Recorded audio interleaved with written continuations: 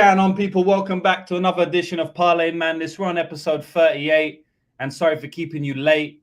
I know you had to wait because we're going to make papes. You already know. Shout out my man Zar and Jewish Better in the chat. We're going to make a lot of parlays today. We're going to break down a lot of fights today, the entire UFC Nashville card, in order to give you winning parlays and most importantly, winning breakdowns. I'm not, we go on a rant from time to time. Like, you got to listen to the breakdown. Sorry, boys, but we have to say it for all the new viewers. Speaking of new viewers, we got a lot of fucking new viewers lately, boys. I just swore in the first 2 minutes of the fucking show, so no monetization. But it doesn't matter because at the end of the day, I just want to give the power and the money to the people. And that's what we're trying to do. Lots of new viewers lately, as I said, and I want to say thank you for that. Just surpassed 10K subscribers, so very happy with that. It was on 8.5K, and then about a week later, it was on 10.5K. So shout out to all of the new subs here. Make sure if you are new, you go and follow my man, Jewish Better.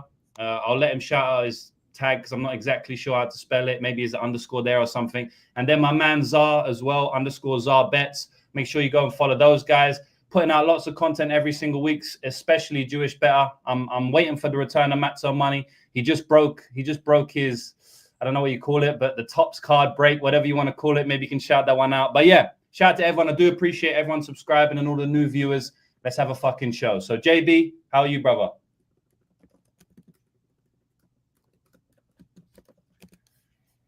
JB's on mute, so he's showing his lack of hosting skills right now, but he's about to come back. Don't worry.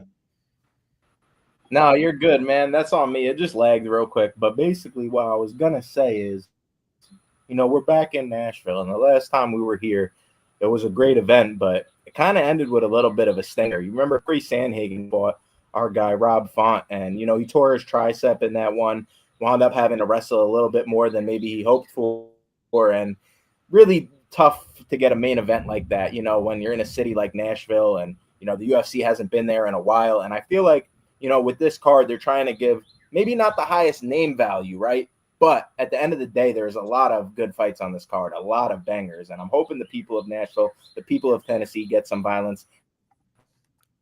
We're here to make some money on it because I love to make money on violence. Let's go.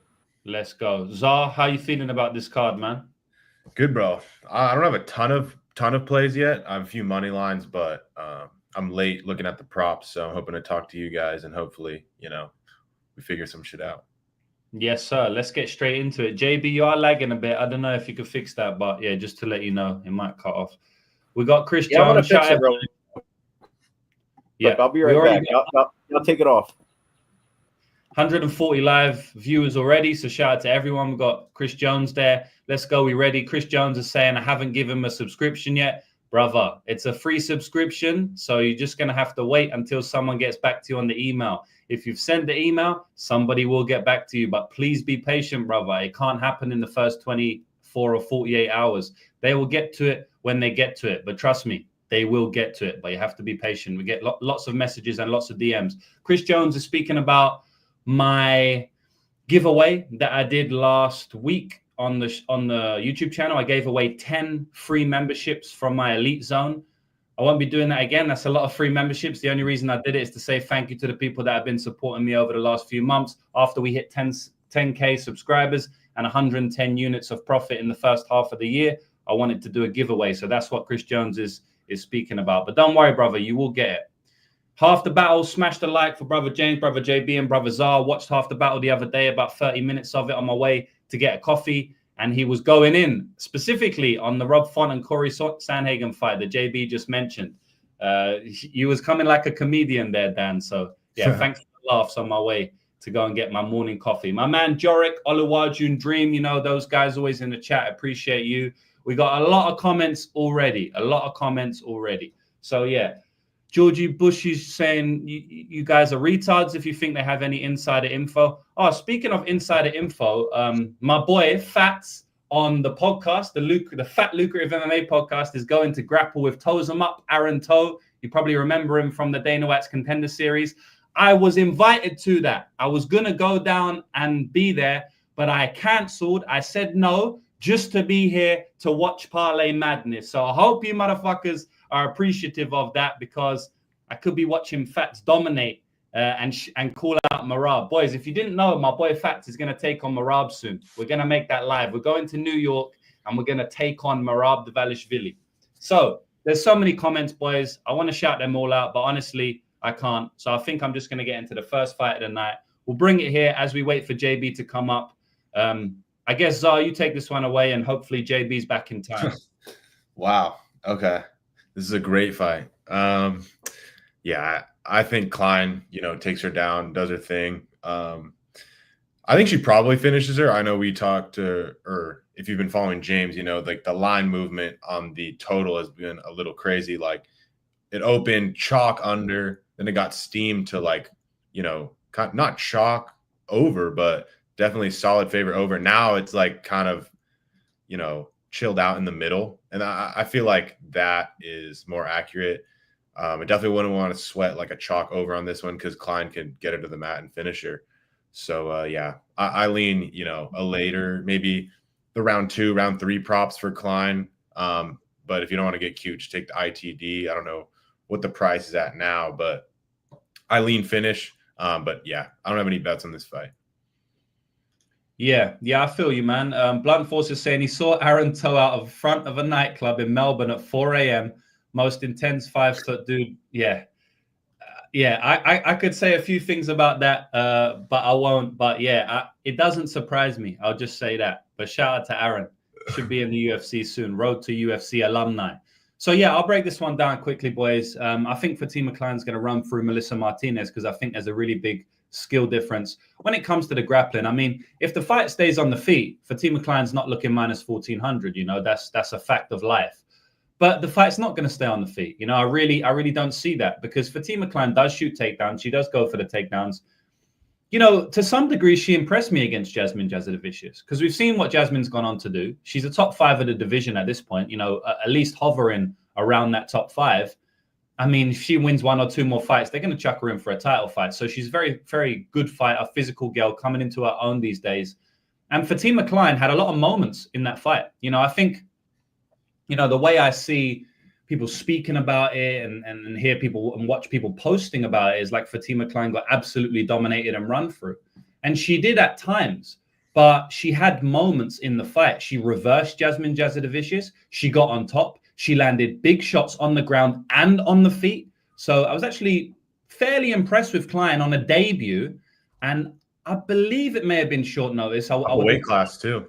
Yeah, upper weight class. And I think it was short notice. And I think that's why it was upper weight class, right? Because it was short notice. So, that fight really reminds me of Raoni Barcelos and Peyton Talbot. Because the way people spoke about those 2 fights was that the loser got completely dominated and embarrassed. And that is not what happened in those fights. Right. And I just wanted to make that clear because I do think Fatima Kline is a very high level fighter. And she almost even showed that against Jasmine Jasudavicius. Now she's in the right weight class, which makes a massive difference. And Melissa Martinez is not a big woman. She's a tiny woman for the weight class. It's almost like Melissa Martinez is fighting up a weight class here because I think Fatima Kline is also not only bigger, but she has the physicality of maybe 1 weight class above Melissa Martinez.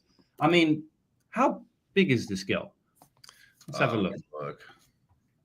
Martinez. She looked like, even against Reed, she looked small. She's tiny, man. Super melee. Have you seen her fight? Did you take the fight against Desiree Yanez? And then no, because I watched it. I remember I watched it for the Arlene fight. Wasn't it just like a clinch fest? Oh, it was kind of a horrible fight. But what I was gonna say was the commentator was like, "Fuck, who's the commentator? Someone will know. Who's the commentator? It's a UFC fighter, a women's MMA fighter, and Pena? For the whole fight, yeah, I think it was Pena, and for the whole fight, she's just shouting, "Dirty Dez, Dirty Dez." It's like so annoying, bro. So annoying, bro. Yeah, that was. She's 5'2". She's tiny. Yeah. She's 5'2", so she's a midget. She could, if there was an atomweight division, she could potentially make it. She's skinny. Yeah, she weighed in at 113.5 pounds for Elise Reed fight. So she's weighing in underneath the strawweight limit. You can't get lower of a limit in MMA and the UFC. 115 pounds is the lowest, and she weighed in underneath that. So there's a big physicality difference, strength difference. And I just think she's going to take her down and finish her on the ground. I don't know if it's a TKO or submission. I wouldn't get cute. At the end of the day, man, she loves the TKOs, right? She's barely got a sub in her entire career, but she's got quite a few TKOs. I kind of do feel like sub is more likely. I don't know why. Just based on what I've seen with Melissa Martinez's grappling, I do think it's going to open up some Kline submission. And I also will say that eventually Kline's going to start getting submissions because she's a women's MMA fighter. She ain't going to keep getting she ain't going to keep getting TKOs, even though she has got a lot of them. So I'll pick Fatima Kline via submission. I think it can come in round 1. I know a few people that are playing 2-3. I definitely would stay away from that. I'm predicting it to come in 2-3. Melissa Martinez likes to circle the octagon. And as I said, if it's on the feet, it's not minus 1400. So if it stays on the feet, it's probably going to stay on the feet early until Kline realizes, okay, let me just take this girl down. So she might not do it in round 1. I do predict it to come in round 2, but I wouldn't get cute and go 2-3 because I've just been burnt so much, man. I got burnt on Quillen Salkeld versus Jubilee. I played 2-3. I got burnt on Jared Gordon versus Thiago Moises. I played 2-3. And I've been burnt on many, many other spots this year specifically playing 2-3. So I'm not doing it again. It was Pick'em. You mentioned the price. It was Pick'em. I don't mind Pick'em for an ITD shot on a minus 1400 that I think has insane grappling upside. So yeah, that's me. JB, I doubt you're going to go against the grain to some degree, but just still let me know what you think, bro. I actually think like Kline could compete on the feet here. It's not going to be her most likely path to victory, obviously, but I do think she could compete there. And then on the mat, when she gets this fight to the ground, and I like the way she mixes the striking and wrestling in, she's going to get it there, and I think she's going to dominate. Like you said, she likes to go for the TKOs, but if you look, this girl when she was coming up, she was a grappler. She trained with Erin Blanchfield, Silver Fox, BJJ, Carol Provic, and she was winning EBIs, going out there and competing in a lot of these grappling tournaments. And then that's when she made her transition to MMA. And, she's got 15 minutes in the octagon, so it's not like you got to worry about that.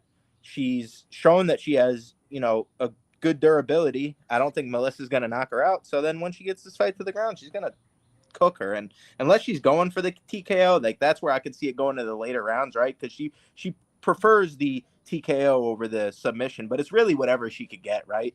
She's going to play the highest IQ game on the ground, position over submission, but once you give her what she could get, she's going to take it. And I think, like you said, at the women's MMA, it's probably going to be a sub more likely than the TKO. And we might be getting a good number because she's been the decision a few times on the regional scene, but she's making improvements, and she's going to want that UFC sub eventually. So, yeah, we'll see. I'm not too confident in a method here, but I think Kline, ITD. Yeah, nice, bro. So if you can write that one down for us, I like the Kline ITD. Is Kline going in the money line parlay? I mean, I'll let you boys decide that one. I don't think it juices it up too much, but for a little degenerate shot, 1200 might not be the worst of all time. Anything else? Just Kline ITD? I think so. Yeah. You go on this one, Czar? Or? Yeah, I went. Yo, I'm going to just let y'all know real quick, guys, before we go to the next fight. This olives pack, man. Ooh-wee, bro. He said, night. How about that Lima pack? Because I finished that the first night. I mean, you know how it goes when Payton Talbot fights. Payton Talbot, I had to just destroy that pack immediately. So I don't have any left, but it was nice, bro. My man. You got that Lima pack as well, right? It's mixed in here with the olives pack. It's all mixed in together. Easy, buddy. All right, bro. So, yeah, I think that's it. We can go to the next fight. Mitch Ramirez versus Mike Davis. Very strange fight. Very strange fight. I mean, it's another minus 1,000, right? I was thinking to myself, if this fight was about... Sorry, not this fight, but if the last fight was about... What do you think the line would be if Fatima Kline fought Melissa Martinez 5 years ago? So 2020, sorry. COVID. What do you think? I'll tell you, because I got her at minus 182 versus Laura fucking Godardo or whatever the fuck her name is. So, yeah, they weren't onto it. And then she wound up closing minus 500. So, yeah, low limits, but they were underrating this girl. Yeah, but obviously, a lot's changed, right? We know about Kline now, so she probably wouldn't be minus 1.8. I mean, I don't think so, but I'm genuinely curious. What do you think the line would be? Yeah. I was going to say minus 400. Like Kline, we don't get minus 1400. It doesn't exist in COVID. It does not exist. And man, those were the days, bro. Those were the days. Free cash. Yeah, Chimaev, minus 300 in his first fight. Should have been minus 30,000. One of the best fighters we've ever seen in the history of MMA against John Phillips. I mean, I know John Phillips can bang, but John Phillips can bang, but yeah, it's just the game has changed, boys. It's funny though, because I've said this before. MMA's markets are sharper than they've ever been, but I'm having the best year I've ever had by far. So maybe it's variance, but it's tough to say variance when you bet on Co against Obanelli and Co decision at plus 1,000. It's tough to say variance. Maybe I'm just having a lucky run, but when you sit down, you watch a fight, you take the fight for 2 hours, and then you come out saying, I'm confident on Co and I'm going to bet his decision at plus 1,000, and then he cashes. It's just tough for me to accept that that's positive variance, but maybe it is. I don't know. But no, I mean, in that fucking scenario, of course not. Same with Usman, same with Menefield. You can still find your spots. It's just, I think they're not as easy, but we're adapting and we're dialed in. I also think you got to think of it like variance can be a lot of different things, right? Variance is fucking Jacob Malkoun getting a DQ against Cody Brundage. There's a lot of crazy shit that happens in this sport. So, when things go right for you, accept it. And when they go bad, just think of it as part of variance, right? Yeah. Yeah. Can I have blades? Fuck you, motherfucker. Yeah, that's variance right there, bro. Heavy variance. But you know what? I was thinking they kind of got me back because I won 50 grand, the exact same number. I actually won more, but on the parlay, when I bet Brandon Royval via decision over Brandon Moreno, and it was a close fight. I felt like he won it, but it was a split decision, and Waldo versus Spivak. I feel like he probably lost 2-1 there. Yeah, right. We cashed that plus 140 though, so fuck it. Bing bong. It's true, man. Swings and roundabouts, you know how it goes. So yeah. Back to this fight, though, boys. I feel like Mike Davis has all the upside in the striking and the grappling. It's just, he has many, many different injuries. I didn't know he had Lyme disease until I was walking and listening to that comedy podcast by Dan from Half the Battle. And I say that with all love because he just had me laughing for the entire 20 minutes I listened to it. And they was talking about Mike Davis's Lyme disease. And I didn't even know he had Lyme disease until I watched that. I don't know why I didn't know, but I just didn't know. Maybe I didn't do my due diligence on this one. I probably didn't at minus 1,000, but you don't hear those unless you don't really read into that unless you really watch interviews and read articles. And I don't do that for every fight at all, to be honest. I probably do that for maybe 3 or 4 fights out of 13. Maybe I could do more, but we've only got so much time in the day. So yeah, I didn't know that. But I did know that this motherfucker has so many injuries on his knees, right? His knees are completely shot to bits. I know that. There was also I'm forgetting the name. I think it may have been a bad shoulder injury that he had, or it may have been a wrist or something. So, I mean, this guy is riddled with labrum? Maybe. Okay. Yeah, this guy's riddled with, Yeah, it was something like that on the upper body, I believe. His knees are done, Lyme disease. This guy's riddled with injuries. This guy streams Fortnite all the time, because he's injured, right? So why not? Fucked. He will never realize his potential because I do feel like his potential is higher than he's shown, So it's unfortunate, but it is what it is. I still wish him the best of luck. He's still put on some very exciting fights in the octagon. So I just don't really know what type of Mike Davis we are getting. I still feel like even on one of his worst days, he should beat Mitch Ramirez. I think that he's going to probably take Ramirez down at some point and submit him. Someone put in my chat the other day, shout out to the Lucrative Vault, the Lucrative MMA group chat. Someone put in there that Mike Davis interview, and he said in the interview that he wanted to stand and bang. So, people are going to read into that. I don't read into fighters when they say they want to do something. I don't read into that. I do read into interviews, but only if they're big red flags, like they say, I haven't been training, I've been injured, my mind is not there, I'm retiring, my training partner was here, I only got to this country last Tuesday. I read into those things. In terms of I'm going to go out and do this, I don't read into that at all because I've been burnt so many times when fighters say they're going to do something and they do the complete opposite. So I think overall, I mean, look, if Mike Davis gets that same calf slicer or whatever the fuck it was that he got against Ferrazim, I think Mitch Ramirez is tapping out, right? And he also had some dominant grappling positions in that fight before getting reversed and stuff. So, you know, even in a very, very bad fight, like I feel like, you know, his body kind of gave up in that fight. He still made it to a decision and he still had dominant grappling positions. And I just feel like if he gets that on Mitch Ramirez, it's a inside the distance win. So I am picking Mike Davis, the minus 1,000 to win via submission at plus 300. So I think that's the upside you play. KO is the same price, I think, similar or something. So that's how I see it. JB, what do you think, bro? You might have some better insight on the submission skills than me.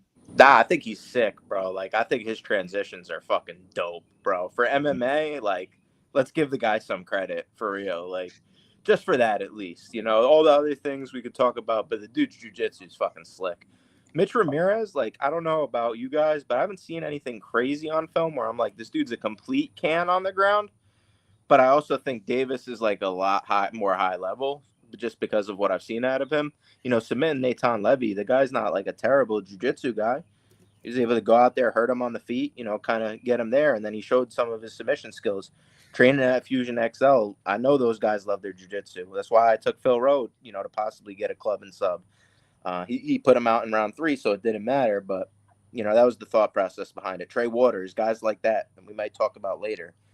Now, I do think he gets the sub, but the way I'm going to look to play this on top of it is if you guys have BetMGM, my man Lucrative had alluded to it earlier. There's no way we're playing Mike Davis money line, right? So we're thinking he gets a sub. Plus 225 to get a sub. That's, you know, pretty decent percentage. The guy's showing the ability to go for that calf slicer. I think you take it at plus 50 to 1, you know, or plus 100 to 1. What are they going to give it? It's a fucking calf slicer. So the odds haven't came out yet.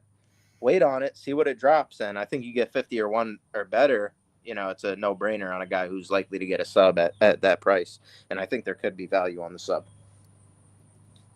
Yeah. It's because Ramirez has never been subbed. So I think the market's not seeing it. Right. When it's like, dude, his most likely path for Davis, in my opinion, is the sub. That's like his easiest path to victory here. Most people tap, like you said, to that calf slicer. So I'm rocking with you on this one, bro. Davis by sub. I don't know if I'm going to play it at that price, but I'll definitely be looking for that calf slicer on BetMGM. Let's fucking roll. Czar, what do you think, bro? Pretty similar to you guys. Like, I don't think you can trust Mike at these prices. I mean, I don't think anyone's even thinking about, you know, betting his money line or parlaying it or anything. But I just think he's better everywhere. He's got Mitch covered. He probably knocks him out just because, you know, Ramirez has been knocked out. But, you know, Davis is super slick jiu-jitsu. So I feel like it's probably finishes him. It's like 50-50 knockout or sub. I don't have a great read on it. Probably in like rounds 2 or 3, but I don't want to get cute with like a 2-3 prop unless there's like a nice like combo prop that's solid plus money. Yeah, I feel you, bro. So maybe write down the sub for me and then maybe the under, but I think he got hit. Whatever else you boys want to hit, I don't really know. I wouldn't play with the round props like he said. Like most finishes come in round 1. They're going to be dry in round 1. We're thinking he gets the sub. If people forget how much sweat and blood play a fucking factor into these submissions, you know? Like obviously as people get tired, that's an upside, right? You get the ability to get more taps because people get tired. But as sweat comes into play and comes into a factor. Some people sweat more than others too. You ever roll with like a super sweaty fucking guy and they just slip out of guillotines that like disgusting. It's yeah, for sure. And like here's the other rant that I want to, because we've been off like a week, right? We've been off a week. So like I just got a lot of shit to talk about. I heard some people say, like, not like specific people, but I feel like this is a misconception. Somebody said like you should never bet anything that's over minus 500. Dude, I'll bet something that's over minus 500. You're telling me if Jake Paul is fighting my grandma, like I love my grandma, right? But you know, she's tough, you know, but she ain't that tough. Jake Paul probably going to knock Bubby out. Love you, grandma. If you're listening to this, I'm sorry. But, you know, like I'll bet it. It's where is the value? Like there could be value on a fucking favorite. It doesn't mean you're going to pick the favorite every time. It doesn't mean you're going to pick the dog every time. It's just bet where the value is. I bet on Ibragimov at minus 700 odds the very last week in the PFL. if you guys watch the fight, you can tell that he should have had another 0 next to that 700. So come out, get away. Look, most of the time I won't bet above minus 900 because I just feel like 90%, like 95% is my cap for MMA because there are 95% spots all the time. Like Fatima Kline is probably a 95% spot in my opinion. I don't think she's 90. I would say less than 1 in 10. I'd say maybe like 1 in 15 or some shit, right? So I'd say it's a 95% spot. I just like to keep it at 90 just because it's just easier for me to know, okay, that's minus 900 and it's just simpler. And then I know that I'm not overextending my edge. So, but man, I'll bet minus 6 and 700s. Bro, those are some of the best spots. You know what I want to do when I'm motherfucking rich, boys? And because I'm not fucking rich at all yet, in my opinion. But what I want to do is I want to bet 70K on a minus 700 and just give me a nice 10K and then just eat dinner with that 10K. So dinner was free. Like that's what I really want to do. I want to get to the point I can bet minus 600s. Right now, I got to grind these fucking plus 500s. And yes, they feel good, but I need that. I need that for the bankroll. But at the end of the day, man, it's sometimes easier to get value, you know, like definite solidified value on a minus 400. Value for sure. Like laying, you know, if you think a minus 700 is 90%, the expected value on that is way higher than like a plus money just because, you know, if it's the same ROI, you're just betting a lot more. So you're going to make more. Yeah. Yeah, bro. Like that would be, I know people who just lay prices like that, like whales who know nothing about the sport, right? They're just rich, right? From whatever. I know rich people who bet on minus 300s. And by the way, like terrible bets, by the way, because they show me. And I'm like, no, don't do that, bro. Like they'll bet Buckley for like 50 grand at minus 300, you know, to win like 15 or whatever it is. Oof. And I'm like, what the fuck are you doing? But people do that in a smart way as well, you know, where they actually know what they're doing. So yeah man, definitely. Is this under 2.5? You want this, or is it moved too far?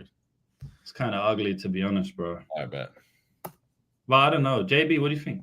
I just don't know enough about Mitch Ramirez. I feel like I just don't know. Because then you got a guy that has Lyme fucking disease, that has wrestling upside. You don't know if he's gonna get the sub for sure. Yeah, like, I'm not playing it at that chalk personally. Yeah, fair enough. Kennedy versus Valter.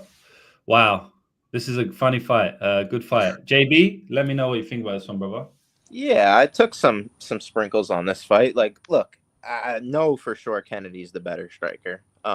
You look at the numbers, look at the film, look at a lot of things, and yeah, I just know he's the better striker. On the other end, you got Valter Walker, who's showed wrestling success in the octagon. He's gotten takedowns in every single one of his fights. He's shown the ability to get submissions. Like, look, at the end of the day, do I really want to rely on a heavyweight guy getting a submission? No, but I heard a lot of people saying, like, he's not going to get a third heel hook in a row. Why the fuck not? Why couldn't he? Like, is Kennedy really past that? Like, I don't, like, I'm not predicting him outright to get a heel hook, but I don't think Kennedy's past that. I think this guy actually knows some good footlocks, too. Like, he said it in his fight after Tafa. He's like, yo, I've been practicing this with my coach. Like, it's something we do. That's why the heel hook on the, next fight was 50-1. But I don't necessarily see it be an insta-sub. I do think he's very good at getting to the top and getting to these wrestle ride positions, though. He showed it in the Bresky fight. I'm not going to say 100% pass for the cardio dump, but it was his UFC debut. We've seen guys, look a lot different in their debut, get better. He's only 27 years old, so I know the guy's going to be making improvements. And, Kennedy's dropped the ball as a big favorite before. In my notes, I have written, do not bet this guy at chalk. Do not do it. So I got to be looking straight to the other side. And I actually really think Valter Walker could get some top time here, win a decision. What do you guys think, man? Like, I took plus 500 on the or plus 490 on the decision. And I took, plus 180 on the money line because I give him like 45, 50. I could see this even being 50-50, depending on what iteration of the fight plays out. Like, I could see him playing out the favorite personally. Yeah, man. I like it, bro. Zah, what do you think? I think, I definitely don't want to lay Kennedy just because I feel like it gets into some sketchy positions for him early, probably. And yeah, I don't know. Walker, like his bad performance, he looked like shit. Like he looked fat. And in his last two, like we haven't really got to see his cardio, but he looks in way better shape. And pretty sure he said like he's taking it way more serious. Cause like that Bresky fight, like, yeah, it was really bad. And he had like really bad body language, gassed out after like 7.5 minutes. And Bresky of all people is like walking him down, like landing. But yeah, that a performance like that is where someone could, learn a lot and make some changes. And it seems like that's what he did. Like he's actually kind of like, I wouldn't say shredded, but like he's cut now. In that fight, he was fat. And yeah, Kennedy's just not a guy, like JV said, like everyone should have in their notes, like probably don't lay chalk on Kennedy. Even though he is probably the better striker, like more UFC experience. Yeah, I didn't take, but I think Walker round one, like plus 950 isn't bad. I don't hate that decision Walker play either. And then like I saw like a Kennedy KO 2-3. It was like plus 380. Yeah, those are the spots I'm looking at. But money line, it's definitely like a pass for me. See if you could get the 2-3 just numbers straight up if it's like similar, because he does have that front choke on his record. So like I wouldn't be like, oh, you can't get a front choke on Walker. And like the other thing I'm interested in is like Kennedy has moved up a weight, but he hasn't fought anybody that fucking has tried to wrestle him. So yeah. And this guy's like as big as it gets. He's like 6'6". Like it's finally someone who's bigger than Kennedy, which he's not used to. Big boy, good entries too. Yeah, I feel the same, boys. I feel the same. Oh yeah, you haven't even went on this fight yet. I'm cooked. Nah, usually I go first. I don't know why, because I'm kind of like a shit host. I tried to remember. Fuck, let me let the boys go first sometimes, but I just, me, boys. I love to waffle. But yeah, I kind of like Walker as well, to be honest, man. I mean, at the end of the day, man, Kennedy at minus 250, it's an easy fade for me. It's not really like. It's not really. I don't have to think too much about it when Kennedy's minus 250 now. I kind of have to think about playing the other side, but I don't have to think about not playing Kennedy. You know what I mean? Like, I don't think you can ever play Kennedy at minus 250, especially up at heavyweight, because, I mean, okay, maybe he's better up at heavyweight. Maybe he's worse. We don't know. He ain't really fought anyone. He ain't fought anyone to prove it. He fought Bretsky, and he fought, who's the other dude? Chris Barnett. All right. So, yeah, Bretsky beat Valter Walker, right? So that's a comparative opponent, but he was making his UFC debut. He was 25 years of age, which is an absolute baby at heavyweight, right? And he was making his UFC debut. Shout out to Patchy Mix. Shout out to Max Holloway. Shout out to Carlos Condit, me. Shout out to all of these fighters that made their UFC debut and lost. So I don't hold it too much against him. By the way, he probably won the fight, right? So it's like, I thought he won. Yeah, like let's not just say, he's lost against Bresky's, but I mean, okay, he didn't get dominated. Like he probably won the fight. It was probably a bad decision. And even if you disagree with that, you have to at least make an argument about it. You can't just say, you're definitely wrong. Like there's an argument to be had, right? That he lost. So he could be 3-0 in the UFC. And at the end of the day, man, Kennedy, he's unknown at heavyweight. He's an unknown. He is an unknown at heavyweight. He might just if this guy was getting knocked out by shots that he blocked in light heavyweight. Yeah.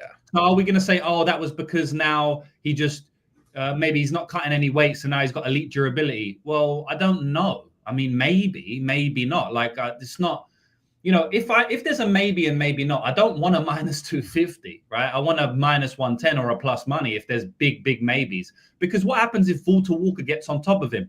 He is a massive, gigantic human. 6'6". He's taller than Kennedy, which is crazy. No one's taller than Kennedy. Valter is, and he's way stronger than anyone he's grappled. I mean, people like Ion Cutelaba are taking Kennedy down. Cutelaba's not as big as Valter Walker, bro. Like, Valter Walker is a big man, and he's very athletic as well. And he's got pretty good takedowns, in my opinion. He gets tired and they look poor as they go on. But I'd almost be surprised if he doesn't get a takedown or two in round one, And at plus 200, it's kind of crazy because we just don't know about Kennedy. What if Valter Walker's taking him down? he's too big. He's grinding on him. He's wrist riding him. He's pummeling him. He gets the one hook in. Like, I could see this all happening. Kennedy, I don't think that it's a lock or anything. I don't know, man. I just feel like there's so many unknowns here. Obviously, I think the winner is going to look value, personally. Maybe it's going to be hard for Kennedy to look value because he's such a big price, right? Like, even if he wins, maybe it'll be a come from behind win, like he loses round 1 or something, like he's done before. But I do feel like the winner will do it fairly confidently. I don't think it's going to be like a 30-27.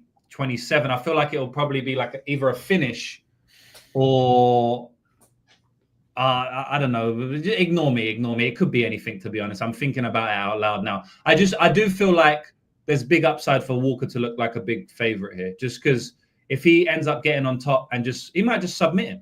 He might just submit Kennedy, and then that's like massive value at plus 200. So, yeah, I'm not super confident the way the fight will play out. But when I'm not, usually I like to take the shot on the underdog. I don't mind the points that you mentioned as well. I think that's a good bet because Kennedy seems tough at the end of the day. Like, he is tough. He just can put himself in some bad positions at times, and he's a bit flaky. Or not flaky, but he's a bit of a head case. I mean, the guy had the most winnable fight of all time against a completely washed, completely beyond washed OSP. It's like Luke Rockhold level of washed. And he lost against him, right? Now, what excuse do you give him there? Maybe when he gets knocked out against Darton Young, you give him the excuse of, oh, it was a random shot and he was just too big for the weight class. What excuse do you give him with OSP? The weight made him not throw. I mean, that doesn't really happen, so like, I don't really know what excuse you give him there. Paul Craig, he was looking good until he got submitted. I guess that can happen to anyone, but Kennedy's the type of guy to get submitted by Paul Craig, just like Kennedy's the type of guy to get heel hooked by Valter Walker. So yeah, that's kind of the way I see the fight playing out. Obviously Kennedy can win, but please write down the look at the fight doesn't go is like minus 150 and the under is like a pick 'em. So like they're respecting that late finish, I think. I could see it because Walker could gas out, but when Kennedy got subbed by Craig, what was the time of that? Please let me know. Probably like it was late in round 3, right? Was it? Damn. I wanna see if it was. That's Paul Craig special. That's his classic, but I feel like this one's a little earlier. Let me see. I want to see if it was past that. Yeah, it was. Dude, there was like 40 seconds left. You're right. 40 seconds left in the fight, and he gets submitted. It's just like, it's I don't know, man. The Dustin Jacoby and the Da Young one, that was like those guys don't really knock. The Da Young one was really bad, bro. Yeah, it was. And then the Ovin St. Preux one was the worst of the lot. Yeah. So okay, now is he a completely new man at heavyweight? We don't know. Dude, he beat Bresky and Chris Barnett, bro. He's God. Oh, they're saying plus 110 goes the distance also, and I saw some good numbers on like the decision. I just saw Valter Walker 4-1 of the decision. You could argue 5-0, and Kennedy, not like he's been the best in decisions. He's lost to OSP and Nega Mariano, so it's like, yeah. And like you're saying, I don't think like I do think whoever wins is gonna look like value.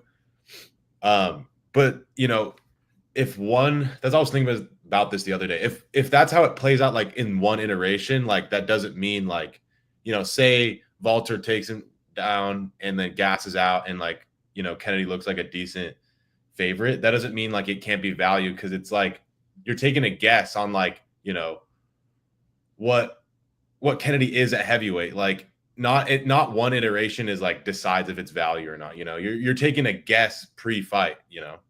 Yeah.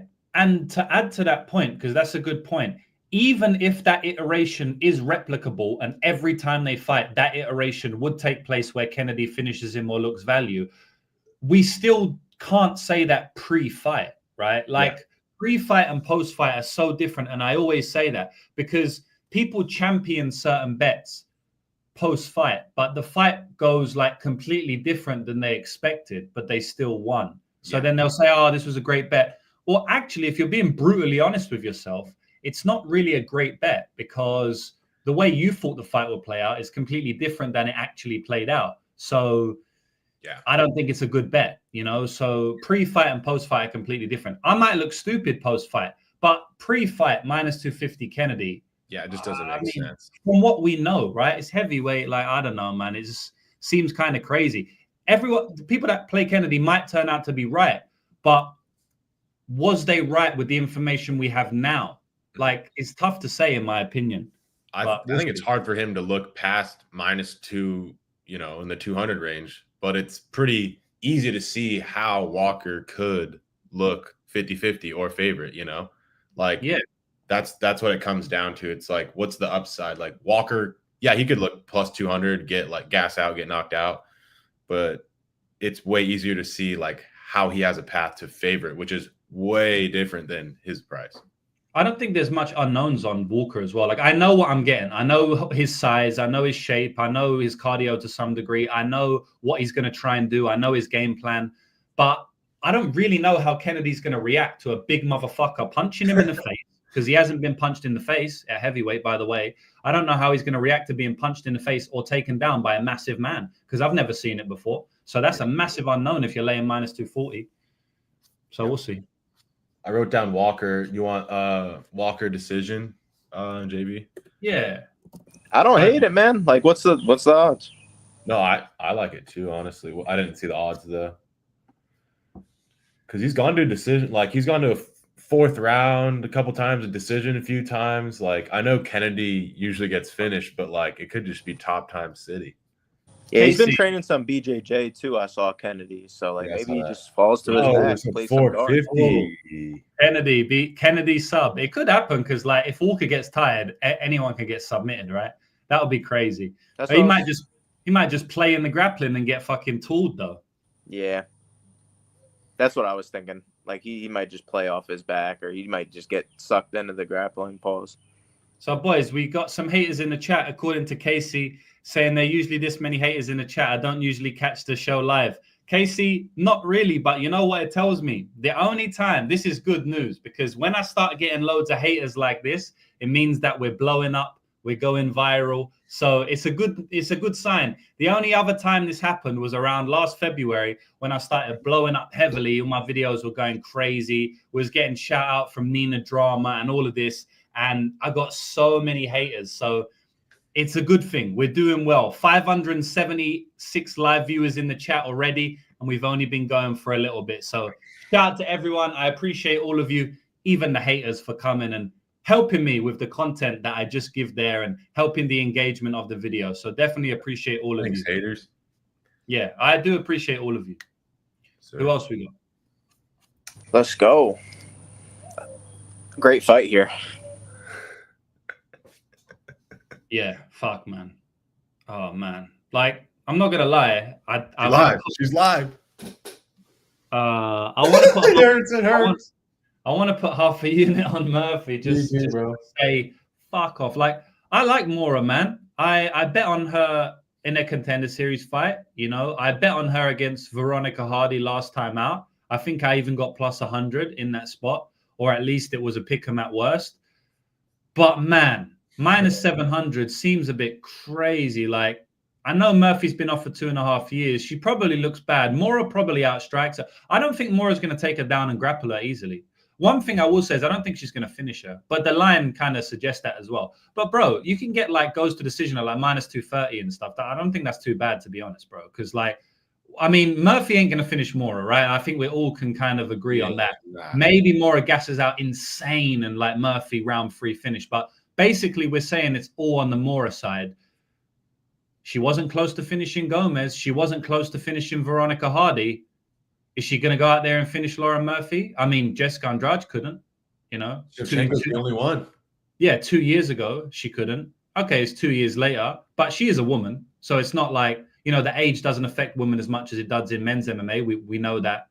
So I don't know. I feel like maybe we just, I don't know. It's an ugly fight, boys. I'd like to hear what you have to say. I just don't think Mora's going to, I don't think she's going to like dominate without takedowns, right? I think if she doesn't get takedowns, it's probably going to be kind of gritty and close. Like, I could see Murphy taking over in round 3 with cardio and winning the round, but she probably lost the first 2 rounds. I think Moura can box her face off early. She boxed off Veronica Hardy's face, you know. So I definitely think she's the better striker overall. She's faster, she's younger, she's quicker, she's better. But she's also like not good, you know, like she's not actually very good. So yeah, maybe for the first 5 minutes she looks good, but even in the Hardy fight, she didn't look great in the second and third rounds when it was on the feet. She just looked good early. I think that was more Veronica Hardy just not being able to move out the way of the jab and the 1-2, and Moura had a bit of power on it.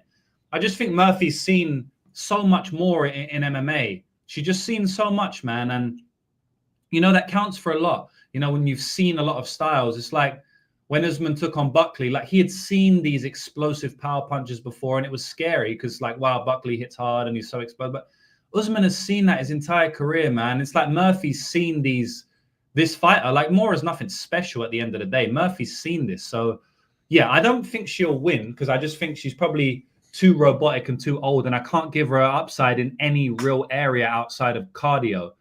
So I feel like Moura's going to win a 29-28 decision where she cleanly wins round 1 with striking. She probably takes her down round 2, gets some top control. But then in round 3, she can't take her down. Murphy gets her in the clinch. She elbows her. She knees her. And people on plus 500 Murphy are going to be screaming. That's how I see the fight playing out. I can't say she's going to win, but I can say that she's not going to look plus 500 maybe. But at the end of the day, it is a bit of a guess like Kennedy because she could come back really, really bad at 42 years. She's turning 42 on July the 27th, which is in about 2 weeks' time. So she could look really bad. Yeah, so that's it. Is that... Fuck, is she... Did I break this fight down on my YouTube earlier this week? I didn't, did I? I think you just did the first 4 because I was doing that Twitter thread earlier. Yeah, but anyway, yeah. But yeah, so that's how I see the fight playing out, boys. I think it's Curtis who's like turning this month. I think that's what you're thinking of, maybe. Like, no, she's July the 27th. She turns so both of them. That's 42 crazy. years of age. Whoops. I think Curtis is turning 38. Yeah. Oh, crazy. But yeah, July the 27th. No, I said the exact number, so I definitely knew it. But great. Yeah, she's getting older, so 2.5 year layoff. It could be she just comes out looking terrible, right? But I don't know, man. JB, like, what do you think, bro? Yeah, I mean, what was she doing for 2 years? Like, why was she out? Does anybody know? Like, fuck, maybe she's just like really old. Yeah, that's not a good look, bro. Like, it really is not a good look. And hometown fighter. Hey. Who? She's from Houston. Oh, okay. Yeah. I can't say anything bad. I do see her sometimes at like the grappling tournaments and stuff. Hometown fighter. She's might gonna have to watch out. Someone's saying she broke her hip. Broke her hip. Fuck, that's crazy. Oh, get that question out of my face. That's foul. Ban him. She's a nice lady. For what? Like what? Just for fun or for money? Like, I mean, yeah. For fun is a crazy question. I mean, shout out to Laura Murphy. All respect goes to her. Yeah. I just don't like the striking. Like you said, it's stiff, robotic. I think she's gonna get. I could even see like just. I don't want to bet the decision because like, yeah, bro, she could just come back like not good, you know. So in a couple of years. I wish I had a better price. I wish they gave me a better price. They're onto it. Like I thought, minus 700. You know, we'd get like maybe minus 130 GTD or something stupid. But they're smart. That's smart. That's what I don't get. It's like minus 700, but minus 250 goes distance. Like, if it goes a distance that often, how is she going to look better than, like, she could, but, like, I think it's a way higher chance that it looks plus 250, plus 300 instead of plus 700. Like, it's hard to, I don't know. Like, so then what do? Do you bet Murphy? Dude, like, I mean, in your head, like we're talking Mirage brain, like I would never in my life lay minus 700 here. So I have to look at the other side. It's like, it's just tough because she's coming off a life-changing beating and old as fuck. And it's like a year and a half off. But look who she's fighting, bro. Like it's Shevchenko, Andrade, like Tate. I mean, Tate's, yeah, I don't know.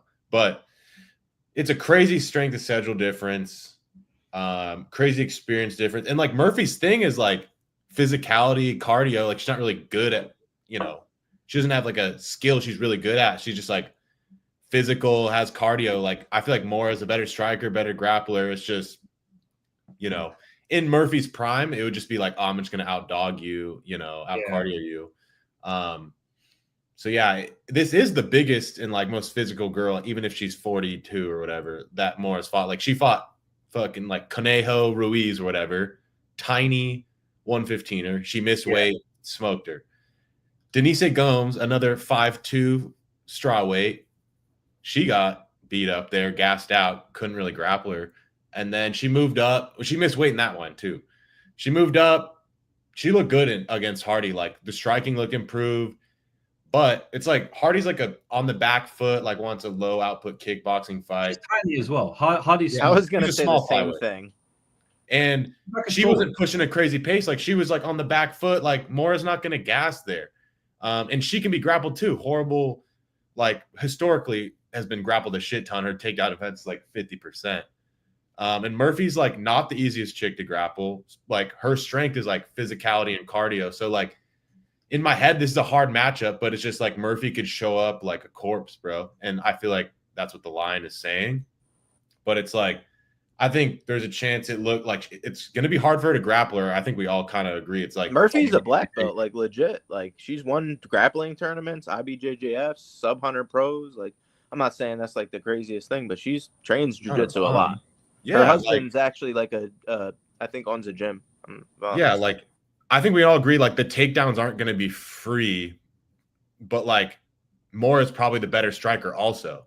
But so it'd have to be like you get tired and I just kind of Murphy been training at Elevation too, if I'm not mistaken, which is kind of like I don't know if she changed camps completely, but I see her at Elevation with like JJ Aldrich. I don't know if she like is just going all in for this last fight or what's going on, but like yeah. I just think like I don't think it's crazy to say she's got a 20% floor. And that's like damn at the price she's at now for like 465. That's like a double digit ROI if you think she's 20%. So like I'm probably going to be forced into playing Murphy. Murphy decision is like 700. I just feel like in my head, those are way more attractive than Moura minus 700, like clear as day. Yeah. What's Moura decision? Let me see. I don't think it'll be good because they're on the GTD like pretty hard. Oh, ew, that's gross. It's like 200, 180, 170. I mean, yeah. Yeah. Oh, yeah. I mean, it's funny because like, bro, I'm pretty confident she's not going to finish Murphy, man. No. Like I mean, it's tough, bro. It'd be kind of crazy if she finishes her. Like, how is she going to finish her? If she's washed. Yeah, like it would have to be corpse. Right. Yeah. And like I don't think she looked bad against Jessica Andrade. I just think Jessica fucking Andrade, like she didn't look that bad. It's people are gonna say she looked bad because she got a career changing beating, but it's like she would always get beat up by Jess. Jessica's one of the best fighters in women's history, Like I know, yes, she's lost a lot of fights, but let's be honest, bro. Like if you can't grapple her, which Murphy couldn't do. Right, she ain't that type of fighter. That's a horrific matchup for her, bro. No, and but she looked all right in that fight. She landed shots in that fight. She always kept fighting. She went 15 minutes. Her hands look kind of fast, to be honest. Like her hands are kind of fast, bro. No, I'm being serious. Her hands are like she's stiff, but she got fast hands though. Yeah, like they looked like I don't know, like they looked like decently fast compared to like the rest of her career. Like, just look at the last three fights. We got Shevchenko, Miesha Tate, and Andrade. And you know what I said, Moura is like Conejo Ruiz, fucking Denise Gomes, lost. Yeah. And she got finished once, and it was almost in round 5. You know what I mean? Yeah, like I don't know. But I don't think she's gonna win. It's a crazy. I think 700 is crazy. So like you can only play Murphy here. I feel like. It's just it's just tough to see a path to victory, really, isn't it? Yeah, it's just if you want to plug your nose and hope that Moura gasses. I don't mind the GTD, honestly. Like, I honestly don't mind. I could see 75% easily or more. What is it? A minus 250? Yeah. I know it's a bit risky because, like, oh, what if she shows up washed? But there's no indication. The like, I think the line is like it's 50-50 if she's corpse or not. Yeah. Yeah, but she didn't. Yeah, but what evidence do we have? Only her age, because she didn't look that bad against Jessica Andrade. She just got beat up by a way better fighter who she couldn't grapple, who's so much better at striking than her, that has knockout power, which we've never seen really in the women's MMA, and she still made it to a decision. So, like, she has never showed up corpse. Like, she didn't. That would always happen to her, you know? Yeah, that's why. Like, I love fading the assume wash. Like, yeah. Usman, Jan Blachowicz versus Olberg, you know, we're just assuming like, oh, they're old and it's been a couple years, so they're gonna show up significantly cooked. And I'm like, why? Like, why is that 100% in your like? Why are we just assuming that? Like, it's possible, but yeah, no evidence. Yeah, I mean, it would have to be on the mat finish, right? Like 100%.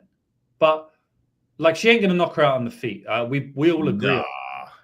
Like, come on, bro. Like, Jessica couldn't. And she got beat up against Jessica, but she was never really close to being finished. No. Like, the ref could have stopped it because of mercy, but she herself wasn't close to being finished. She never got dropped in that fight, ever. She didn't get dropped. She didn't get sat on her ass once. And she was fighting back. Even though she was getting teed off on, she was fighting back. To be honest, if her face didn't swell up like that, it wouldn't have even looked as bad as it was. So, I don't know, man. Yeah. 200 strikes from Andrade. Like, I don't think Moura's knocking her out, dog. Yeah, so it would have to be on the ground. But I don't really think she's going to... Do you think she's going to even... She might not even shoot takedowns, bro. Dude, yeah. Like, I think she'll maybe shoot a couple and be like, fuck, this chick's still strong. You know? Yeah, because against Hardy, she didn't shoot until round 2. And then she only shot like 3 or 4 I think 4, and she got 3 out of the entire fight. So, like, that's not that many takedowns, you know? So, yeah, I don't know. Well, she can gas after one round, bro. It's not like Moura, like, is, like, past gassing. You know what I'm saying? She got bad cardio. Yeah, so if round 2's close and we're saying Murphy could win round 3, then, like, I think you kind of have to play. No, at this price, like, I think I'm 100% going to have at least something on Murphy. Like, I don't care. I'll look stupid. Fair enough. You got to be willing to look stupid, though. Bro, yeah, it's like my thing. Like, I'll look stupid, bro, and I'll cash, 1 out of 3 of these, 1 out of 4, and I'll make money. And it's all good. Write it down, bro. Write it down. I'm in. Oh, that's ugly. Hey, bro. Some ugly ones, bro. It's UFC Nashville. I've been speaking about it for a long time, and the reason I'm doing that, sorry to the chat if you think I'm staying on this fight for too long. The reason I'm doing it, honestly, is because I'm trying, like, I use this show, and I know you guys do as well, right? I honestly use this show to help me make bets because I speak about it with you guys. I respect both of your opinion. A lot of times the chat will chime in with some cool stuff. Like Murphy been selling feet pics and laying on her couch. Maybe now we've got the OnlyFans fade, whatever it may be. Like, a lot of times the chat will help. So I use this, and I usually go long on fights that I'm not sure what I want to do with. And then by the end of the show, I'm like, okay, I've spoken about it out loud. This is what I want to do. And I guess I'm trying to convince myself to play the GTD to some degree, but it's still a big price. So, yeah. Yep. Appreciate you, Xavier. Appreciate you, bro. Sir. My guys. Actually, I'm gonna write down decision too. Fuck it. Not for parlays, but definitely. Yeah. AP, bro. None of that in the chat, man. Come on, bro. You gotta hold your dignity if you're listening to Parlay Madness. God dang. Jeez. That's down terrible. You're down terrible, bro. Terrible. Have you seen Valentina Shevchenko, that pick? Is that real, bro? Have you seen that one? No, I haven't. Is that what's going down? I don't know, man. I saw on my Twitter feed, someone posted a photo of Valentina Shevchenko's shadow, okay? And how can I say this without getting bad? So her shadow, I don't know if this is real, though. It could be fake. But, like, someone said, yeah, this is on Valentina's OnlyFans. And it was Valentina's shadow, naked shadow, okay, shooting guns. So I can see obviously, that. there's certain protruding parts Yo. on the naked shadow. So that's all I'll say.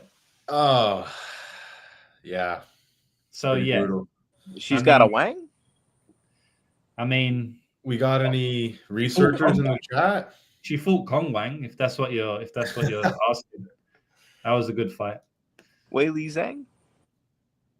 AP is using ChatGPT for picks and Googling Lauren Murphy's feet picks. This is come on, brother. You need to fix up if you're listening to Parlay Madness. You need to get right. Come on, bro. I don't know. Just Valentina have a hog on. I don't know if it was Valentina, but like that's what someone said. So I would like to know if that was the truth because I'm intrigued. But anyway, Jake Matthews versus Chidi Bang Bang. By the way, people have been leaving like comments and I haven't seen them, so I'm sorry. But yeah, shout out to whoever's left super chats. I'm going to make sure that I always answer them if so. Free goats, let's get that bag. Good luck, boys. Yeah, let's fucking get it. Please confirm it was the latter. We shall move on. All right. Jake Matthews versus Chidi Bang Bang. This is a good fight, man. JB, can you tell me what you think about this one, bro? Yeah, I got Chidi winning. But it's like I want to see him on the scale first. I want to see it's hard for me to get to Matthews because I feel like I'm scraping value. But maybe y'all could convince me into it. I do think Chidi's gonna land hard in the clinch here. He's got good elbows, good knees, solid takedown defense for the most part. But I would say if I'm Matthews trying to wrestle here, don't know if we could trust him to do it. And he's put himself in some of those front choke situations too. So I know Chidi's supposedly a black belt, but yeah, if he winds up, getting into the later part of the fight though, I favor Matthews. I think he has the better cardio. I don't think he's a complete fish on the feet either. He's got solid boxing. He can mix it in. I think just has to mix in the wrestling here to make it a better fight for him. And I don't know if I could trust him to do that. The 7-inch reach on Chidi's side too. He's got good process on the feet. I don't think he's the best boxer, but he's gonna land kicks hard here, which then would open up the kicks for Jake to catch him, maybe take him down. So yeah, I don't know. I'm really having trouble with this one. I lean Chidi, but I don't think I'm gonna make a bet on it. Maybe I'll go with the N sub. Because if Jake Matthews does try to take a wrestling path, I do think I don't know if Chidi's past being subbed. Jake Matthews is a black belt. He's been in the UFC for a long time. And then on the other end, he's been subbed before. And I've seen Chidi go for that front choke, which he's been caught in. So, yeah, I would go N sub because the number's probably going to be right there since the book's not going to think Chidi will ever get a sub. So that might be the way I approach it. Yeah. Nice, bro. Zar, got anything on this one? No, it's honestly, this is one of the hardest fights for me to get a read and find any value on, honestly. I agree with JB, I'm leaning Chidi as a pick to win, but I don't think I'd ever lay 160 or whatever it is right now. I think it's his kicks at range are going to look good for the judges. They're just quick and violent, those teeps, but I do think Jake has good hands. He could, get in the pocket, cause some problems. I definitely think Jake is more durable. He's younger, has the better cardio, has if there's grappling upside, it's on his side. Yeah, Chidi's just, more dangerous early and a better striker. But yeah, and he's a lot bigger. I feel it's going to be it says 4-inch height advantage.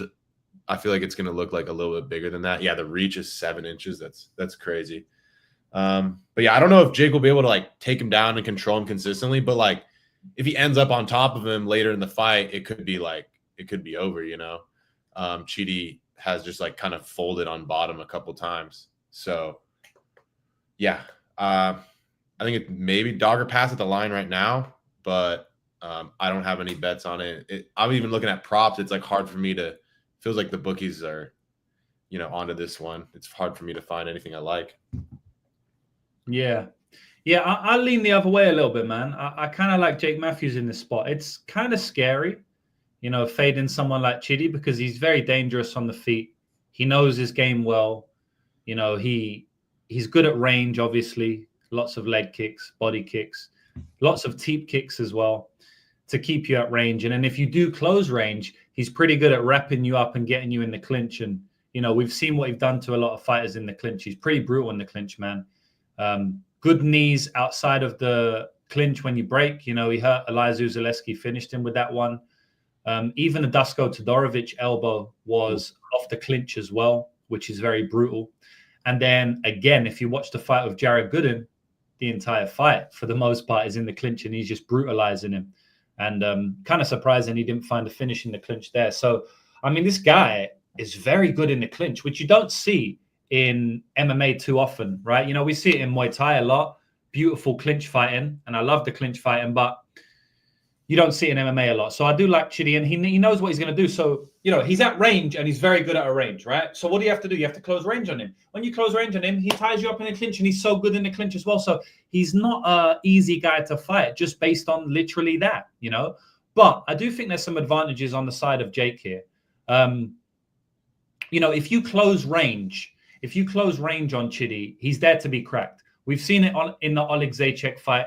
We've also seen it in the Elizeu Zaleski fight. Now, I know a lot of people are going to think, oh, he knocked out Zaleski, but it wasn't fully one-way traffic. If you remember in the third round, about the 3-minute mark, Elizeu Zaleski dodges a kick. It's like a front kick. And it's kind of crazy because Chidi just gets those front kicks up higher than like someone's roundhouse kick. But, he dodges the front kick and he lands an overhand right. And then they come to like clinch range. And actually, Zaleski hurts him from the clinch, right? So Chidi's not immune to being hurt from the clinch himself. He literally got wobbled by Zaleski there. Zaleski pounced on him, but he wasn't that hurt. So he kind of, just continued. And then they kept walking him down. But you can close range on him, and he's there to be hit, Chidi, a little bit because he's so Muay Thai based. He's so Muay Thai based that he literally does that little bounce that they do in Muay Thai. If you know the Muay Thai stance, you're like that. And your knees going up and down the front, the lead leg, and so is the hand. And that's how Chidi fights because he's so Muay Thai based. The issue with Muay Thai, it's not a great base for MMA at all for many reasons, right? But one of the reasons is because Muay Thai is a fighting style where it's take one to give one, right? And it's a pretty dangerous style to have, right? Because you're literally saying, okay, I'm going to let you hit me, but I'm going to hit you harder. But if you let someone hit you with MMA gloves where you can't parry the shots as well, you can get knocked out, and it's happened to Chidi multiple times. He's been knocked out on multiple occasions and he's been submitted on multiple occasions. And a lot of that submission does come from the Muay Thai base as well because you don't defend takedowns that well. So I just feel like Chidi is very good, but he also has quite a lot of flaws in MMA. We haven't seen them lately. Obviously, he's dropped down to 170. He's looked amazing because he's on a 4-fight win streak there. Whereas at 185, he was kind of getting finished back-to-back. But I just feel like Matthews may be coming into his own here. He has advantages in the pocket boxing. And like I said, Chidi is quite stationary, right? He's good at range, but he's also stationary. He doesn't move that much. He's actually pressuring you. That could be sometimes detrimental against a boxer, especially like Jake Matthews with very fast hands. I'll watch the body shots of Jake Matthews going up top here. I wouldn't be surprised at all if Jake Matthews lands a shot on like the side of Chidi's head and wobbles him there. Because obviously he's got the hands in front of his face, the Muay Thai, very high hands. Chidi always fights with high hands. It's tough to come through with straight shots. But, you can come through with hooks on the side because you don't have the boxing gloves, the Thai gloves to like protect your side of your face. So I feel like that could be a path to victory there for Jake. Getting in range. He's going to have to take some shots there, avoiding the clinch. Or if he does get clinched up, just rip to the body, like Joshua Van would do against Roy Val. Just heavy rips to the body, hard to hurt Chidi. Chidi's torso is there to be hit as a very tall guy. And I'll stop talking now, because I could stylistically break this down for a while. I think outside of the stylistics, which I've gone into in depth, we can speak about the intangibles where Jake is 30 years of age now, right? And I feel like he may be coming into his own. Now, Jake has dropped the ball a lot in his career, but that's when he was 25, 26, like he's 30 years old now. And like we say against about Valter Walker, he may be coming into his own. at welterweight. You know, he does seem to be fighting a little bit better. His fight against Morales was pretty impressive, man. He won a round against Morales. Some people herald him as the future champ, just run through Gilbert Burns and multiple other fighters. And he couldn't even hurt Jake. You know, he couldn't even really wobble him. You know, so that's pretty fucking impressive, because if Morales fought Chidi and Njokuani, I think it'll be a round 1 knockout, to be honest. You know, so that's actually a very impressive performance, in my opinion, from Jake Matthews. And before that, it was the Flowers fight, right? So literally, he's won 3 out of 4 fights in the last, and with the only loss being Michael Morales. Now, the Matthew Semelsberger one was bad, but we're talking 3 years ago now. It's a long, long time ago. We're talking he was 26, 27 years old. Now he's 30, potentially coming into his prime. By the way, he has all the grappling upside here as well. He has all the grappling upside, in my opinion. I do think Chidi could potentially get in the clinch and take him down from the clinch. He did it against Dos Santos, and he is strong there. So, yeah, as you can see, boys, I like this fight. You know, I went kind of in-depth into it. I can see the fight playing out in a multitude of ways. I like Jake Matthews a little bit. Plus 140 pushes me over the edge. If it was Pick'em, I'd probably pass. I feel like it should be around Pick'em. I could even make Jake a slight favorite. Chidi's 36 years old. I don't think he's going to be, I say this a lot, right? I don't think he's going to be doing his thing at 38. So we're in the last 1 to 2 years of his career. And I don't think we're in the last 1 to 2 years of Jake Matthews' career. Jake Matthews could go on a decent run now. You know, if he beats Chidi, he could go on like a 4 or 5 fight win streak. He'll be on a 3 fight win streak if he beats Chidi. Whereas if Chidi, you know, if Chidi wins here, like, how long is he going to be fighting? He's 36 years of age, man. You know, cutting weight now as well. I think Chidi, at the best of times, could kind of get down on himself and gas out. So at 170 pounds, cutting all of this weight, it's only going to affect his gas tank even more negatively. So, yeah, I'll be on Jake Matthews a little bit here. Yeah, it's not a smash spot, but I think it's kind of a crazy price. So, yeah. I think the steam went too far, bro. Yeah, I think that Chidi will look good early, but I'm very much interested to see the close pocket boxing exchanges. And I actually think that Jake can hurt Chidi off the clinch here, which is crazy because Chidi is a clinch master, as I've said. I really think Jake can land a body shot and a shot to the temple or the ear to hurt Chidi, because I've seen it happen to him already. Yeah. And Jake will do that in close range. He will throw body head. So, yeah, that's yeah. How about that? Multiple times, like Oleg Jacek, Dos Santos, they both hurt him with like some weird punch in the clinch, like off a break, like you said, like right on the temple, hurt him. That was at 85 too. Yeah, like 70 where he's draining himself. But Dos Santos, like, it wasn't just like he kind of hurt him. Like he kind of like slumped for a second. And like I'm pretty sure Dos Santos won that round because of that moment. Like he hurt him kind of bad. Yeah, and the Oleg Jacek one, it's like I bet on Oleg Jacek there, right? And that was a crazy fight. Like that was so mad. But man, when you pressure this guy and when he starts getting hurt, he can doubt himself a little bit. And the thing about Jake Matthews, he's not going to go crazy like Oleg Jacek did, but he was also nowhere near as hittable as Oleg Jacek, you know? So I think it might even itself out there. And bro, Chidi gassed out in 4 minutes there. You know, he really did gas out. Like he was gassed, you know, it was more of a mental thing, but he gassed out, man. And then, you know, he was getting teed off and he kind of curled up against the fence. I could see Jake taking over in round 2 and round 3 if he gets his game going. And what happens if he grapples here? Oleg Jacek grappled, took him down multiple times and kind of dominated him from top position. If you remember the Oleg Jacek fight, he was looking dominant from top position, man. Like Chidi looked like he didn't really know what he was doing, you know, he got on top and he let Chidi back up, but then took him down again and then was like beating his ass, bro. I mean, yeah. I think he kind of unloaded the clip on like the body shots, but like you can't be gassing in 3 minutes, bro. He quit, bro. He quit. He got hit with a massive shot on top for position and he quit, you know? So the guy's quit on bottom before. He's been hurt on the feet before. He's been sub before. It's like you can beat this guy in many, many different ways. So yeah, again, I went long on it because it's a very good fight, and you know I'm interested to speak about it because it's like Muay Thai as well. I love Chidi's Muay Thai, and I like Muay Thai as I always say. So I like to speak about it a lot when I have the chance. But I'm not saying it's a home run, so don't put all your money on it, guys. Just because I've spoke passionately about it, I just want to put a disclaimer here. This is a 2-3 unit average play for me, right? So that's it. Yeah. Like I could easily, if Chidi was the dog, I could easily make the case for him, right? Yeah. Rice. Yeah. I would play him at plus 140. Yeah. I'll maybe. I'm thinking about it. I think it's dog or pass for sure, but I have no bets on this one. Would you write down 2-3? Yeah, definitely. Do you have the combo or did you write down sub 2-3? I was gonna, but they're actually lining it the same as KO 2-3. Oh, really? Yeah, they're both 20. They're 20-1 and 30-1. Both of them. Be either or. Yeah. It could be ground and pound as well. You know, it could be a grappling TKO, which would be really annoying. It could be Chidi round one knocks him out. Like he's quit a bunch of times just ground and pound. Like the Michal one, like was pretty bad. Like he kind of just like turned over and was like, "Ref, like I'm done, bro." Yeah, just covered up. No, he just covered up and he like didn't move on purpose. Yeah, he took one shot, bad shot. Like obviously he got beat up before that, but he took one bad shot and just rolled over in a turtle position and just waited for the ref to stop it. I feel like Jake would never do that. Oh hell, nah. Oh, my man Drav on Jake too. Is this a fucking real one?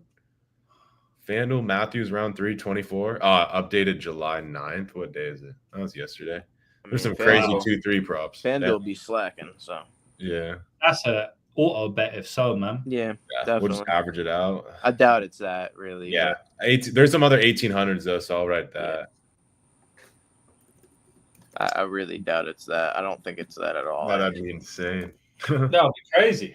Yeah, definitely would be crazy. I'll double check, but I don't think it's that. Yeah. All right. Got Jake and Jake late. Oh, I like that.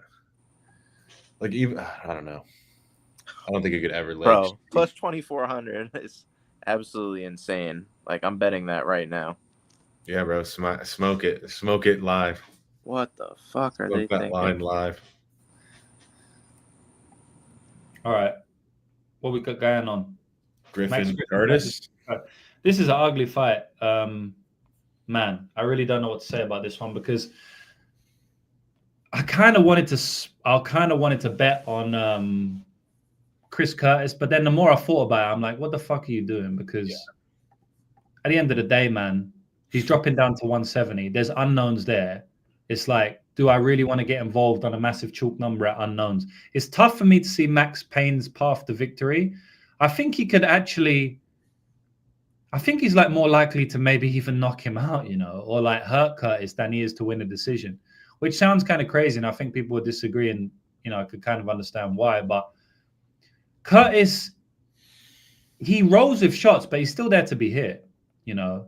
I mean, the Kopylov fight, they were just punching each other in the head for like 15 minutes, bruv. And to be honest, that was Curtis's best performance that I've almost seen in the UFC, and he still got knocked out in that fight, you know. It was one of the best performances anyway. But he was getting beat up, but he was also beating up Roman Kopylov. So if he comes with that same game plan, he's just there to be hit. The guy's just there to be hit, you know, plain and simple. Like, he stands in the middle and shoulder rolls. I mean, at some point, you're going to get caught. And he did get caught, right? Because he got kicked in the head by Kopylov and finished. But you're going to keep getting caught. And he's 30. How old is he? 37, 38? He's turning 38. 38, and he's moving down to 170 pounds. I mean, I don't know if this is going to be a good thing. Like, his frame potentially is 170. Like, he's not massive, but he's pretty fucking jacked, you know, and he's pretty solid, like pretty much a brick. So I don't know, man. I think Curtis is going to win the fight. I think Curtis could even hurt him. It's tough to finish Max, though. But I don't know. I feel like Curtis could hurt him. I don't have a good read on it, boys. I think Curtis is going to win.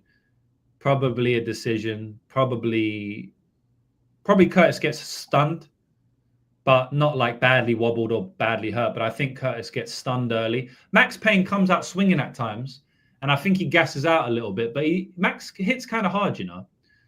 I know he doesn't have that many finishes, but I think he hits quite hard. He's very athletic. He's very athletic, and, you know, he's got those long arms. He's like, you know, long stature, kind of like Phil Rowe to some degree. Like, he kind of like, you know, he'll throw the long shot very fast, cover distance, like, he just gasses out, right? But yeah, that's my take on the fight. I don't have a strong one, boys. I had a strong one on the last one. I don't have a strong one here. It's kind of tough because Curtis is moving down and just adds a lot of horrible volatility that I don't really want to get involved in.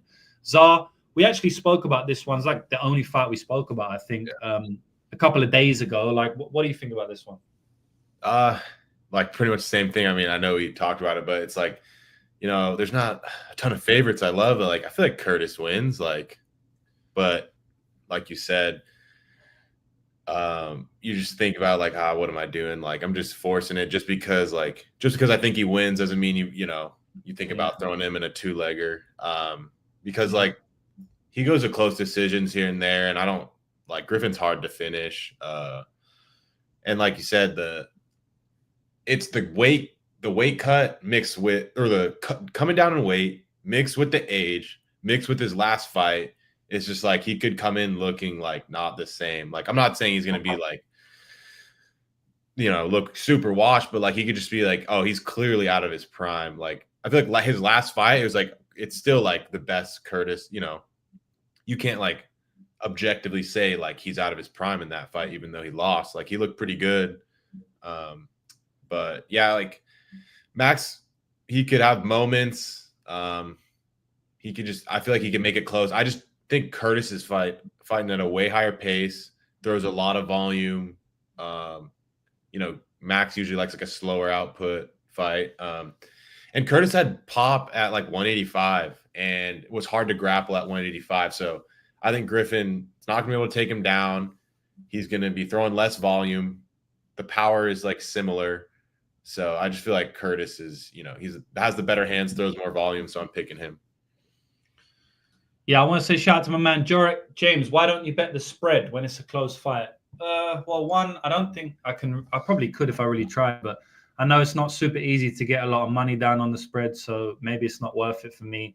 And then second of all, man, you got to trust these motherfucking judges, which is tough as fuck. Very, very hard to trust the judges. Is the spread where it's like 130-27 and you lose? Yeah, my problem with it is like I haven't heard somebody like actually quantify like their edge in it compared to a money line bet, and like there's no. How do you do the math? Like, it's hard. If you could tell me and explain it to me, like nobody. How do you come to like a definitive math? Like, oh, they're gonna win. They're live to win 1 round this percent or 2 rounds this percent. Maybe like the finish aspect of it, because it is, basically, if you finish, you win no matter what. If you get finished, so that's easy to quantify. But the round winning, I don't get it. I guess maybe if you're getting like a solid underdog and you say like this is going to be a super competitive fight, then maybe you could bet it. Like, because I've seen before you get a plus 200, but then the spread is like plus 110, and it's like, you think it's going to be a very close fight. You should probably always be playing the money line then as well. Right. But maybe you're saying, okay, it's going to be a very close fight. So I expect him to either win or win a round. Yeah. So I'm going to play at plus 110. I guess that would be the only way I would. But now you're saying it's a close fight, and then you got to leave it to the judges. Exactly. Was Curtis Blades, did he get 130-27 or not? No way, right? No chance. I don't think so. Yeah. Because round 2 was insane. Because then we would have been like, oh, we heard 30-27. We knew it was us. True. There was one. It wasn't that one then, but there was one I remember, and it was like, I thought 100% I had the bet when I heard 30-27. Yeah, no, that's happened to me a couple times, bro. Well, even like Waldo and Spivak, I think they gave Waldo 130-27. Yeah, right? that's when I was like, we're cooked. But it's like, you just got to trust the fucking judges, man, which is tough, bro. Yeah, I just don't get how you like quantify in your head how often they win 1 round, and like I don't get it, but I'm sure you can win money on it. I'm just saying I'm like a math guy, so it's hard for me to, bet something if I'm just guessing if it's value.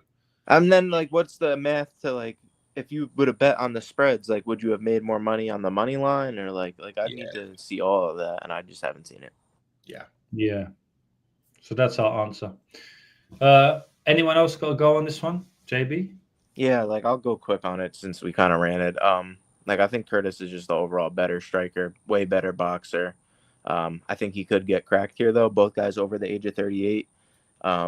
Like my man Liam always says, the book Fightnomics talks about guys over the age of 38, and there's a lot of these motherfuckers on this card start getting knocked out at a lot higher rate. So, yeah, Curtis turning 38 the day of the fight. Griffin, 40, didn't look amazing in his last fight in the grappling. Chiesa finished him.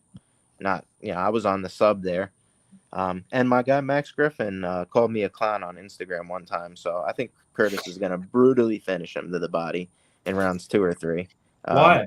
Why did he call you a clown? I think it's because I said he should rematch Jordan Williams or something, and he took it as like disrespect. I just thought it was like because I think Williams had beat him on like the regional scene or something, or maybe Griffin beat him.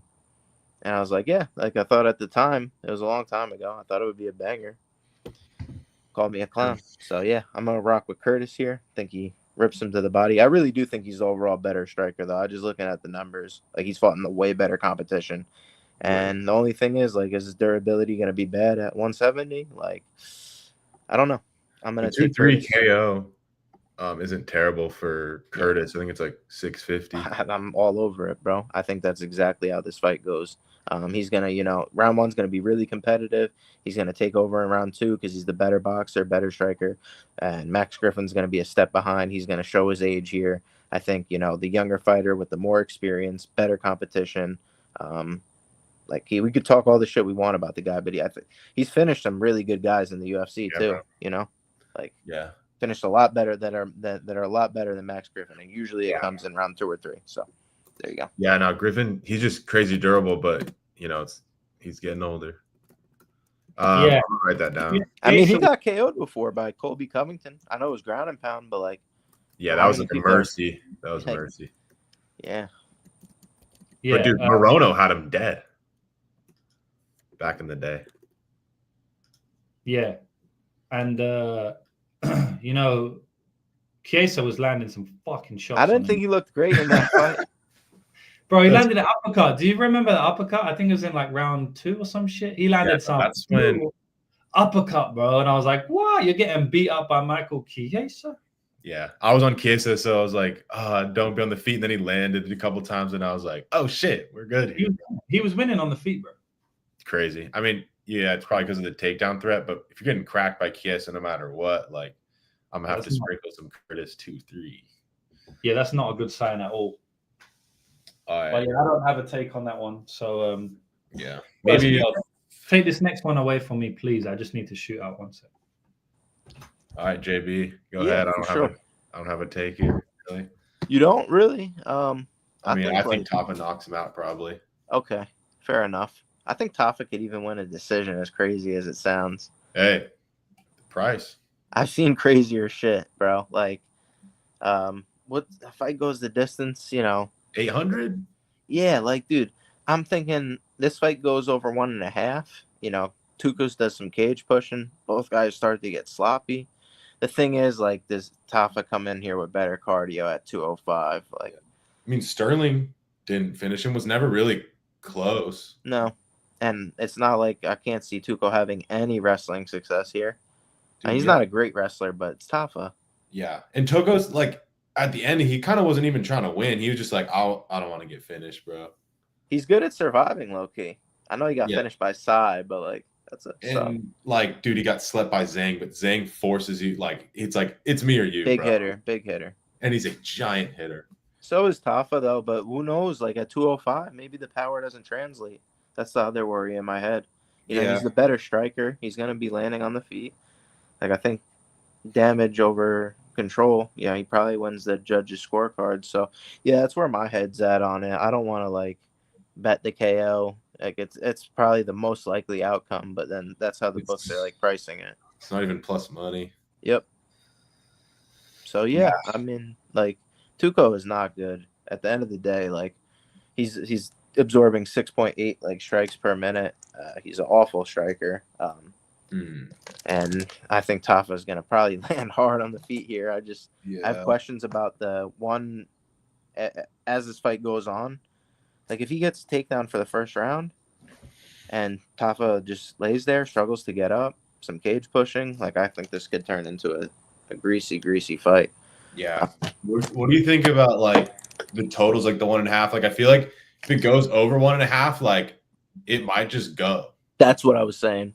Yeah, because Tafa, like obviously Tafa round 1-2 KOs like the most likely, but like you said, what if Tukkos clinches him up and like has his wrestling success early, then he slows down. He could get knocked out late, obviously, but yeah, no, I definitely see what I like it. I like your take. Like, I mean, it's like -120 KO, decisions like 800. So like, obviously we're going to make the case, but I mean, to lay, if his money line, you think it's 60%, like to lay -120, like, so he KOs him 90+% of the time. Like, it's just tough. No, there's no, like, you just can't, I don't can't say no way, but yeah. Yeah. Obviously there's Vig, but like, I don't know. I can't really get past like 80-85% on like, especially when Tukkos has survived against like some guys like Sterling and shit. Yeah. No, I want to hear what he has to say about it too. I know he liked Tafa as like a parlay piece, so I'm interested to hear him on that because I don't know. Like Tukkos, bro, like I don't know what he's good at, and he's not very dangerous. You know, not dangerous at all. He's just like the athletic. Like, I'm not saying Tafa's a crazy athlete, but like he cracks. Like Tukkos doesn't have like the athleticism. Like there's no like what are you scared of? Yeah, he's gonna try and grapple though, at least. So like that's like I'm hoping he just goes balls to the wall with the grappling. He's able to tip Tafa over. Tafa like really no get up game. Survives. You know, maybe gets back up a few times. Another takedown attempt from Tukkos. Shucks it off. Like Tafa also like he can play it like as the fight goes on. He's been the decision before, if I'm not mistaken. I know he hasn't like won any. Maybe Usman. Yeah, but that was like there was no way he was gonna win that fight. He won a round though, if I'm not mistaken. Dude, it was kind of close. Like Usman didn't really do a ton. Like Tafa easily won round 1. Like hurt him a couple times. Usman, grappled him round 2. Didn't really do a ton. Then round 3, like Usman, took him down, was laying on top of him, not really doing much. And then the last like 30 seconds, Tafa got up and like landed an uppercut, hurt him. It was honestly pretty close. Yeah. I get confused with the brothers. Like, bro, we didn't do any damage round 3, and he kind of got wobbled. I think he fought Felipe too, right? I'm trying to look it up right now. Let me go back and look. Or that might have been his brother. Yeah, that's his brother for sure. Yeah, they banged it out. That shit was kind of lit. Yeah. That was his brother. Yeah, he went to decision once against Usman. Okay. Yeah. Well, I think it could go the distance, bro. As crazy as it sounds. I mean, bro, it's possible, bro. Tukkos, he could be the same shit where he's just like, I'm really trying to win, but I'm just gonna like skirt away and try to, save my ego. Because he's one of those dudes, bro. He's always talking shit, always shaking his head. Like, he don't want to get finished, bro. Yeah. What you got, Lou? Yeah, I mean, a lot of people shit on Tafa brothers. They're like the laughing stock of MMA, it seems, in this community. I understand to some degree because of the grappling. People said he got terrible grappling and stuff, but man, they can punch. I'd say that now. You wouldn't want to say it to their face. They're big fucking boys, huge boys, and they can punch and find their shots in the pocket very, very clean.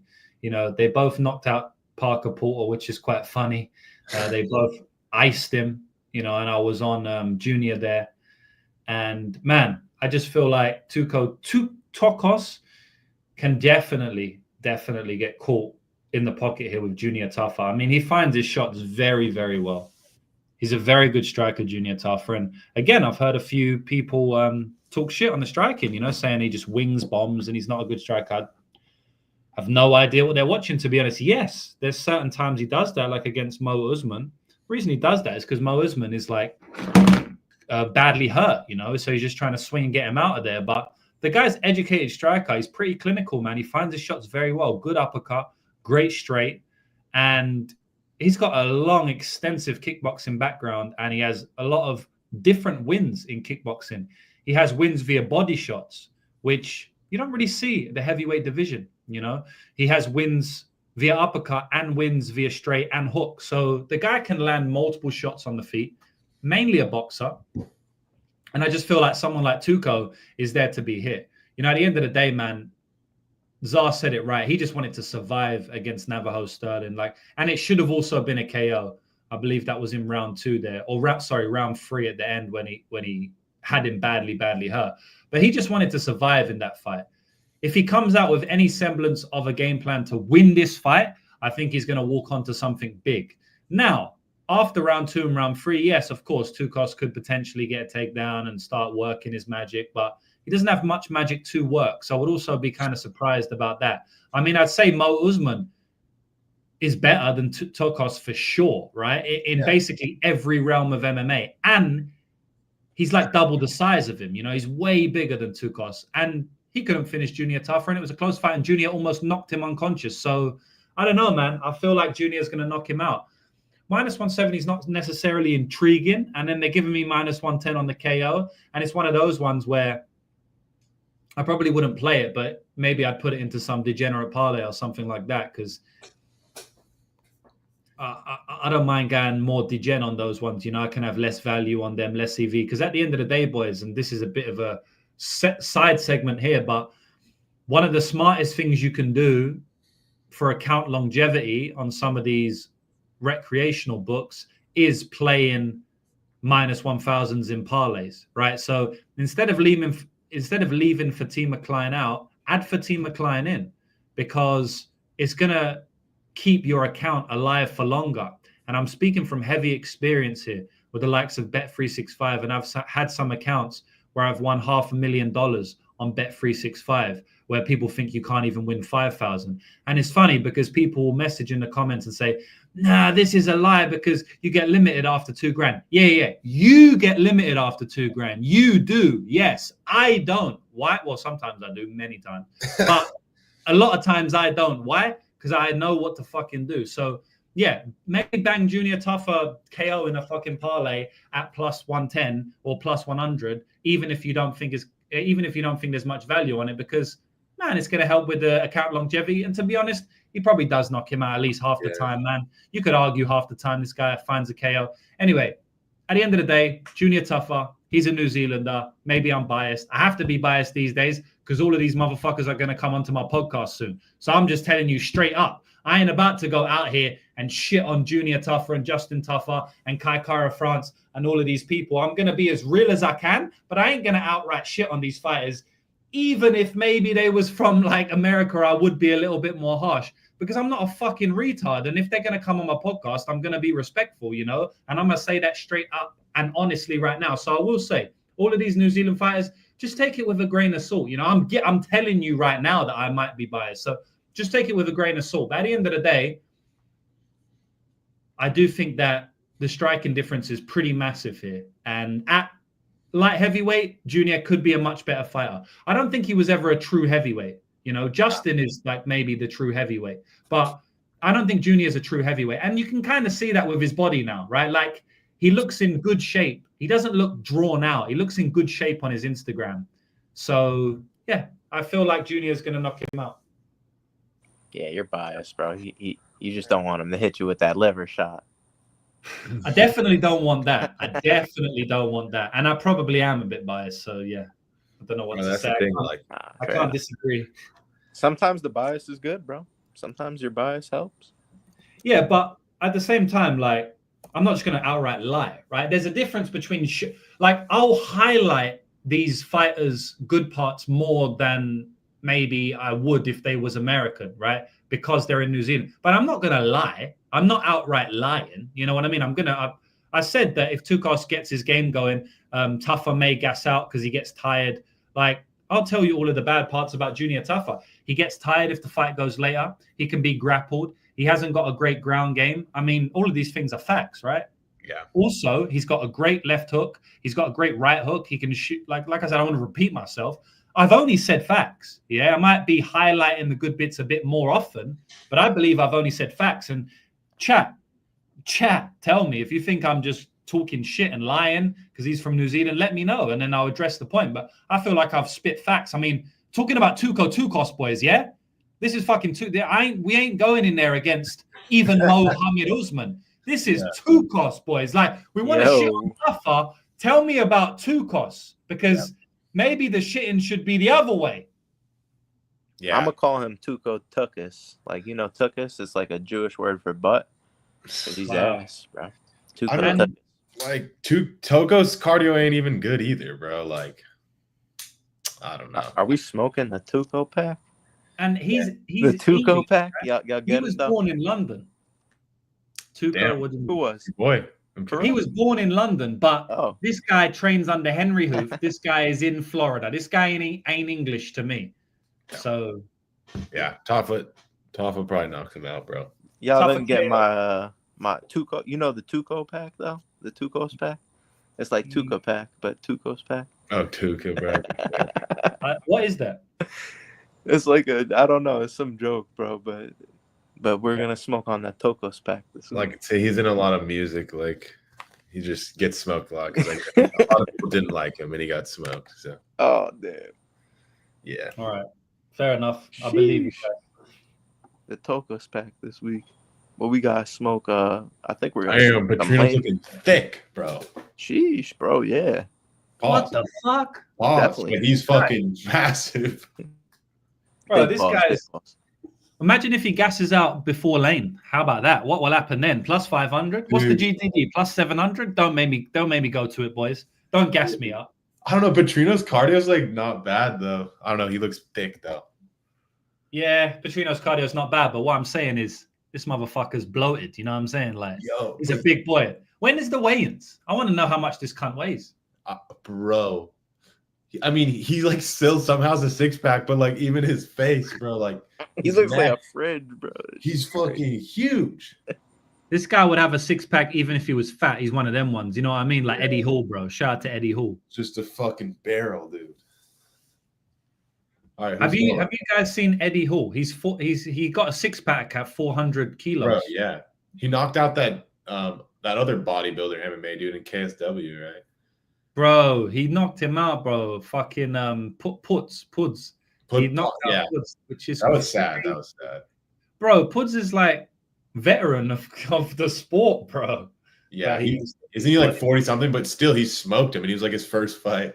Smoked him, but he got that boxing background. He got fucked up by 4. Dude, that was sketch. Like, I'm surprised he got up. Like, he ate some nukes off Thor, bro. Yeah, he's a tough motherfucker, mate. You know Eddie Hall. It wasn't 400. No, he can't be 400 kilo. He must have been 400 pounds. Yeah. Oh, yeah. But he had a six pack at 400 pounds. He has the deadlift record, and he trains with Aspinall, bro. He was like, I want to take the leg kick. Bro, do you guys understand how crazy it is to have a six pack at 400 pounds, guys? Bro, yeah. He's just a glitch, bro. Like, he's a straight Viking. Bro, six pack at 400 pounds. Boys, that's not like... We have to spend some time on this, bro. Like, you got to put this in a timestamps or something. This is fucking crazy. No. 400 pounds. Francis Ngannou is 265, bro. Bro, yeah. Like, to be 400 pounds and have a six pack, like, that means your body fat's, low enough to where, bro, you're like 300 pounds of muscle or more. Like, I don't know, bro. It's crazy work. Crazy. But he's the strongest man in the world, isn't it? So he should have a six pack. He's just a glitch, bro. It's not like an epic six pack. It's kind of, he's got a fat belly, bro. Fat belly and six pack. But that's just how much muscle is under there. Like, yeah, he has a layer of fat, but it's just poking out so much, bro.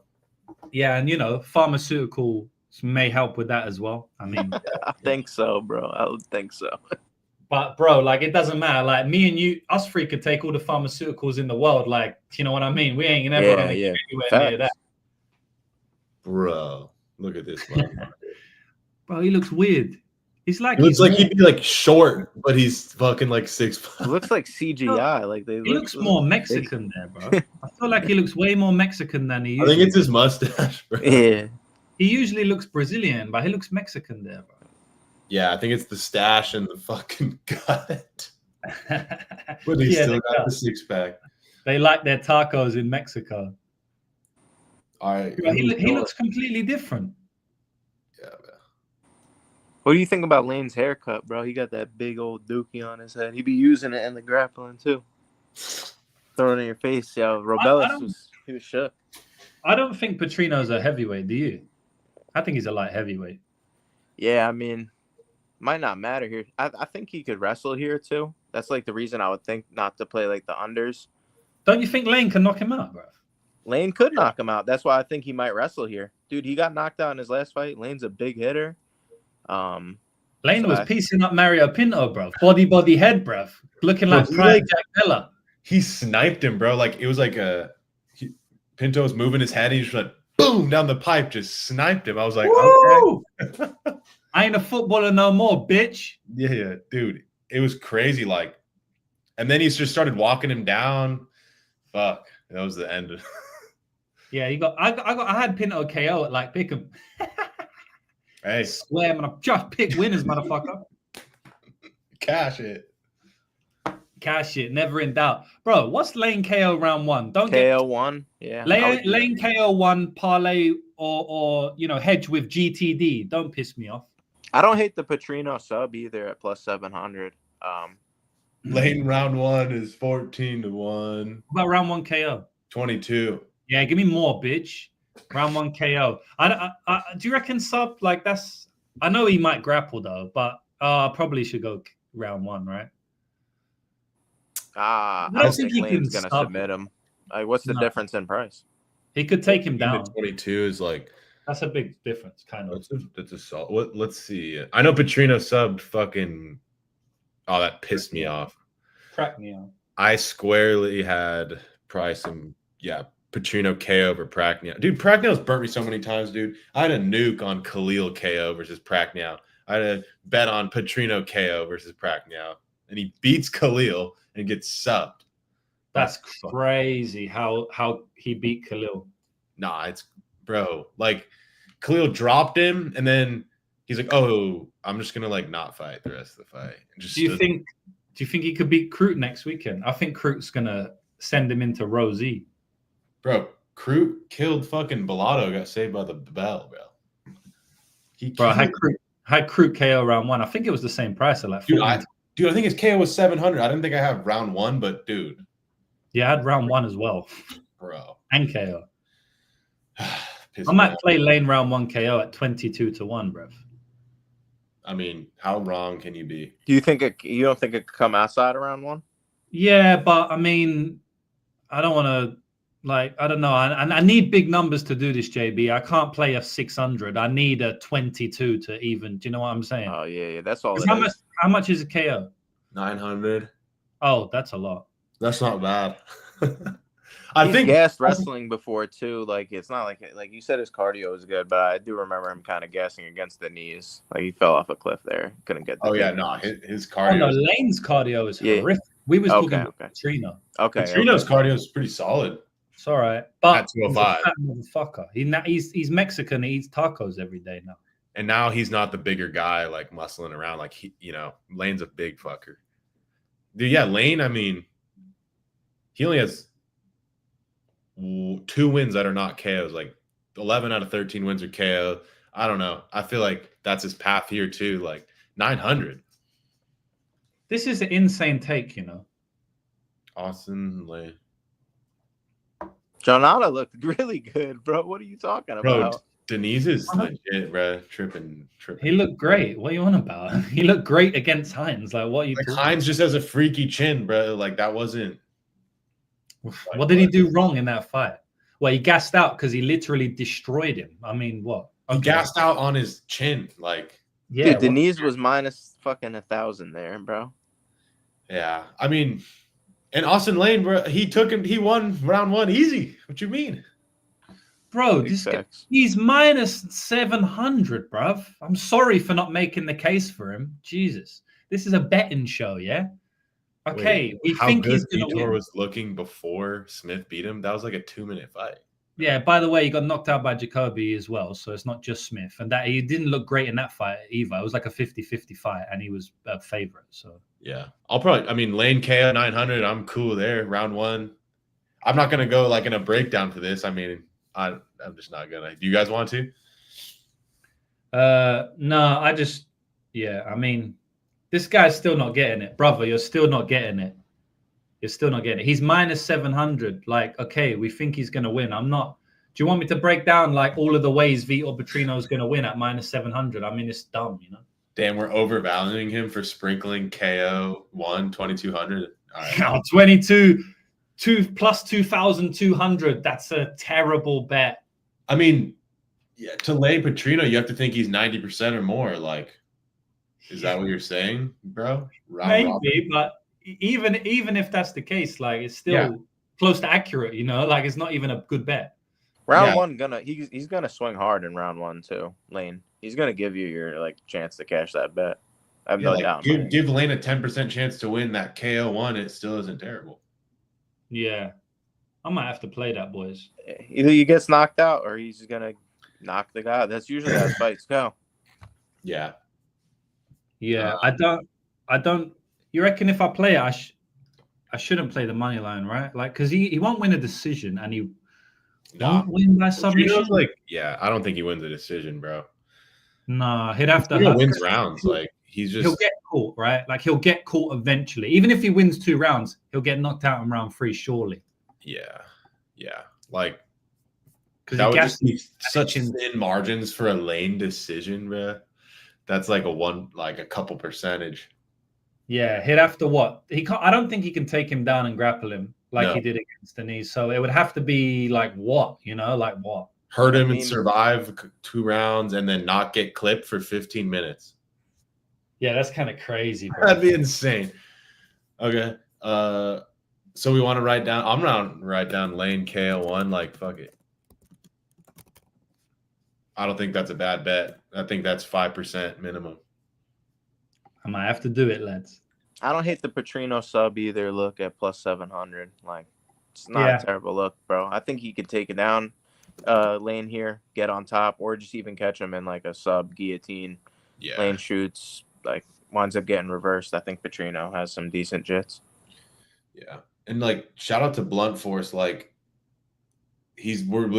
we're literally just making the case because the price is like it's such an obvious fight. Like obviously Petrino's a big favorite. He's probably gonna knock him out. But yeah, that I would just we could all just come on here and go like, Lane, bad chin, Petrino, knock him this out. This is a betting show. It's not like are you gonna are we really gonna get like people watching for us to be like, yeah, man, Petrino. I'm picking Petrino and I'm picking him by KO and I'm gonna be right. Like that's not hard to do, bro. And it's about the numbers, just like Blunt Force said. Like if the bookies are all over it because it's obvious that Petrino knockout's the most likely, then it's probably not gonna be value. So we have to talk about other shit, bro. Have y'all ever watched a betting show like where it's like, and I'm not calling out anybody specific, but I've watched some betting shows before where not even necessarily just MMA, where they're just like, blah, blah, blah, this person, blah, blah, blah, that person, this is going to happen. Like, dude, I can't watch that. How the fuck am I going to watch that? Yeah. So boring, bro. Like, so boring. If you want that, just sign up to a fucking service and just get the picks, you know? Like, and this is a video. We're going to talk about shit. We're going to have fun. JB's going to smoke his pack. And we're gonna. I gotta get some more pack. That's it. That's what we need right now. We need some pack. I need some smoke emojis in the comments right now. Now I'm getting hyped for UFC Nashville again. I caught my second win. Woo! Honestly, this fight this is a greasy card, bro. At the end of the day, we're trying to make chicken salad out of chicken shit, like my man Brock Lesnar says. JB coming like Drickus Duplessis, catching that second wind. I'm feeling you as well, bro. I don't know if it's the coffee. I don't know if it's the coffee or it's because I got a lot of fucking money riding on this weekend. And by the way, boys, we crushing it on tennis as well. I ain't gonna go into it, but you know, Wimbledon has been slapped. Made Wimbledon my little bitch. Making racks on the racks. It's not me at all. I'm just tailing other shops, but still. Anyway, I'm gonna claim it's mine. Let's fucking go. It is mine anyway. I put it together. Your partnership? Yeah, gang. All right. Anything else on this one?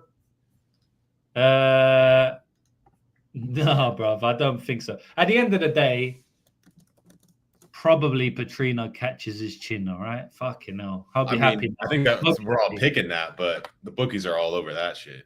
I hope you're happy. Darth Livon. Is that your real name? Because it's kind of gangster, bro. Do you guys want to just do this and just like, oh, Petrino finishes him? It's minus. Well, that's what I was thinking. It's minus 500 on the ITE, but you're giving me plus 700 on the sub. Yeah. Yeah, that's when you look at it and you go, Jacoby Smith, Nico Price. You know what I mean? Bro. Beautiful breakdown, by the way. Yeah, you're like, you could sub him, right? Like rear naked choke, and then I put the edit of the rear naked choke. Yeah, that was a good one, boys. Shout out to that.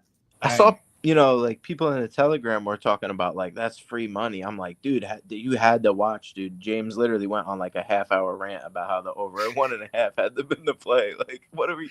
Bro, it's plus 210, bro. I know he rocked him in round one, but at fading the minus 300, I'm expected to go through some sweaty moments. Bro, but plus 210 was a massive price. Dude, it got steamed. Circa, like they got big limits. It got steamed to minus 300 under. Yeah, it was 250, bro, and I added, bro. I was sweating my dick off, and it fucking cashed. Yeah, I mean, honestly, outside of when he hurt him in the first 30 seconds, it wasn't really that much of a sweat. Bro, no. Like it wasn't close to being finished outside of the one knockdown not even a knockdown, but it kind of knocked him down in the first 30 seconds. And then the only other time it was close to being finished when he actually got finished like 10 minutes later. Yeah, and like he hit him with the head kick like right at the end of the round, but like yeah, true. But there was a swinging then because of the clapper. Yeah, and I literally I was texting like one of my friends. I was like, dude, I mean, if he survives the first exchange, this is gonna look fat value. And that's what happened. Like he got clipped, and then we talked about how Jacoby wrestles. Yeah, and he laid on him. And Price has a good guard. Price has a good guard. Like Price is no bitch down there, bro. Bro, Price has a solid guard, man. I predicted, him to catch Jacoby in an armbar and he would don't out of it. I don't think that ever happened, but that's how much respect I was given to Price's guard. It's pretty good, bro. Yeah, I mean, I don't get how you can steam it to minus 300 under that just doesn't make sense. And the limits were huge right before the fight time, so people were laying big money on that shit. The steam has been going, honestly, this year, 2025, I feel like the steam has been kind of square. Dude, I mean, the steam, if you're steam chasing that, I feel like you're down. Seems like it, because I've been fading some steam. Oh, yeah. I mean, that's one of the first times we talked in the DMs was like, bro, Dumas is getting steamed against Michal. I'm adding. And I was like, bro, am I crazy? I know around that time when the first started happening in February, March, I know that there was two big groups that came in, two syndicates that I'm aware of. One of them had lost their out through the casino. So then they started betting on the books that we bet on. And then there was another group from the Middle East. I think it was Abu Dhabi or somewhere like that. That was just basically super rich and just smashing. For whatever reason, they started betting on some of the books that we use. So I know that those two impacted the market a lot. I don't know if they're still around, but yeah, they was definitely behind some square ass movement. But they had some good ones as well. They had some. I remember I got burnt on a few, but yeah. Yeah, it's definitely not the same as I mean, how many times have we said, "Damn, this movement is pretty square"? I feel like it's happened a lot. But what happened with Cole? I swear he just kept getting higher. I kept adding same shit. I kept adding, freaking out because, dude, he closed over. I think it was 425 and shit. Yeah. Yeah, and Alonzo Menafield went up to 600 on some books. I played it at plus 475, kept getting steamed, added at 525, added at 575. I don't get it. It's all the parlays. Yeah. But just parlay money can't move it that True. No, not usually, bro. Because it's not like a big. Yeah. And places like Bet Online and shit, they respect what type of action it is. So if they're moving it big, it ain't just parlay money. Facts. Yeah, not that close to the fight. No. So Landwehr versus Morgan Charriere. This is the fight I literally have the shittest read on because I can see anything happening, and it's really pissing me off. So can someone give me a good read? Zah, do you have a good read? No, I don't. JB, do you? I think you got to be relying on Nate Landwehr being completely washed here to think that he doesn't have a chance at plus 235. Like, Yeah. I think that's all you have to be really relying on here. So, do you think he's washed or not? I think Doo Ho Choi's a really good fighter. I think he came in there with a great game plan, high IQ, guy who's still improving. So, yeah, I mean, this is tough for me. I think Nate's just a fucking tough son of a bitch. But how long can you last with that style for? Morgan, I think he's a great fighter, but he just has really questionable moments in the octagon. His record isn't the prettiest. He can be, he could fight very close when it goes to the scorecards. His UFC finishes are against Gabriel Miranda tried to throw a spinning bicycle kick on him. What the fuck was that? Winds up getting knocked the fuck out. Bro threw he went like this. Oh man. And then the Zucchini guy, like that guy's super low level. So yeah, I do think that he looked good against Chepe. I like Chepe, but he's another guy that's super tough like Landwehr, and just like, man, Landwehr finds his way into these fights time and time again. He's going to show up in this spot in his hometown. Like, he's going to be fighting hard. So I kind of think it's dog or pass here at the end of the day. And I think there's some props on this fight that interest me as well. Yeah, fuck. This is tough, man. You're pushing me over. Oh, fuck. Well, look, what's the argument for Charriere at minus 2xx? Like, of course I'm going to look at the other side.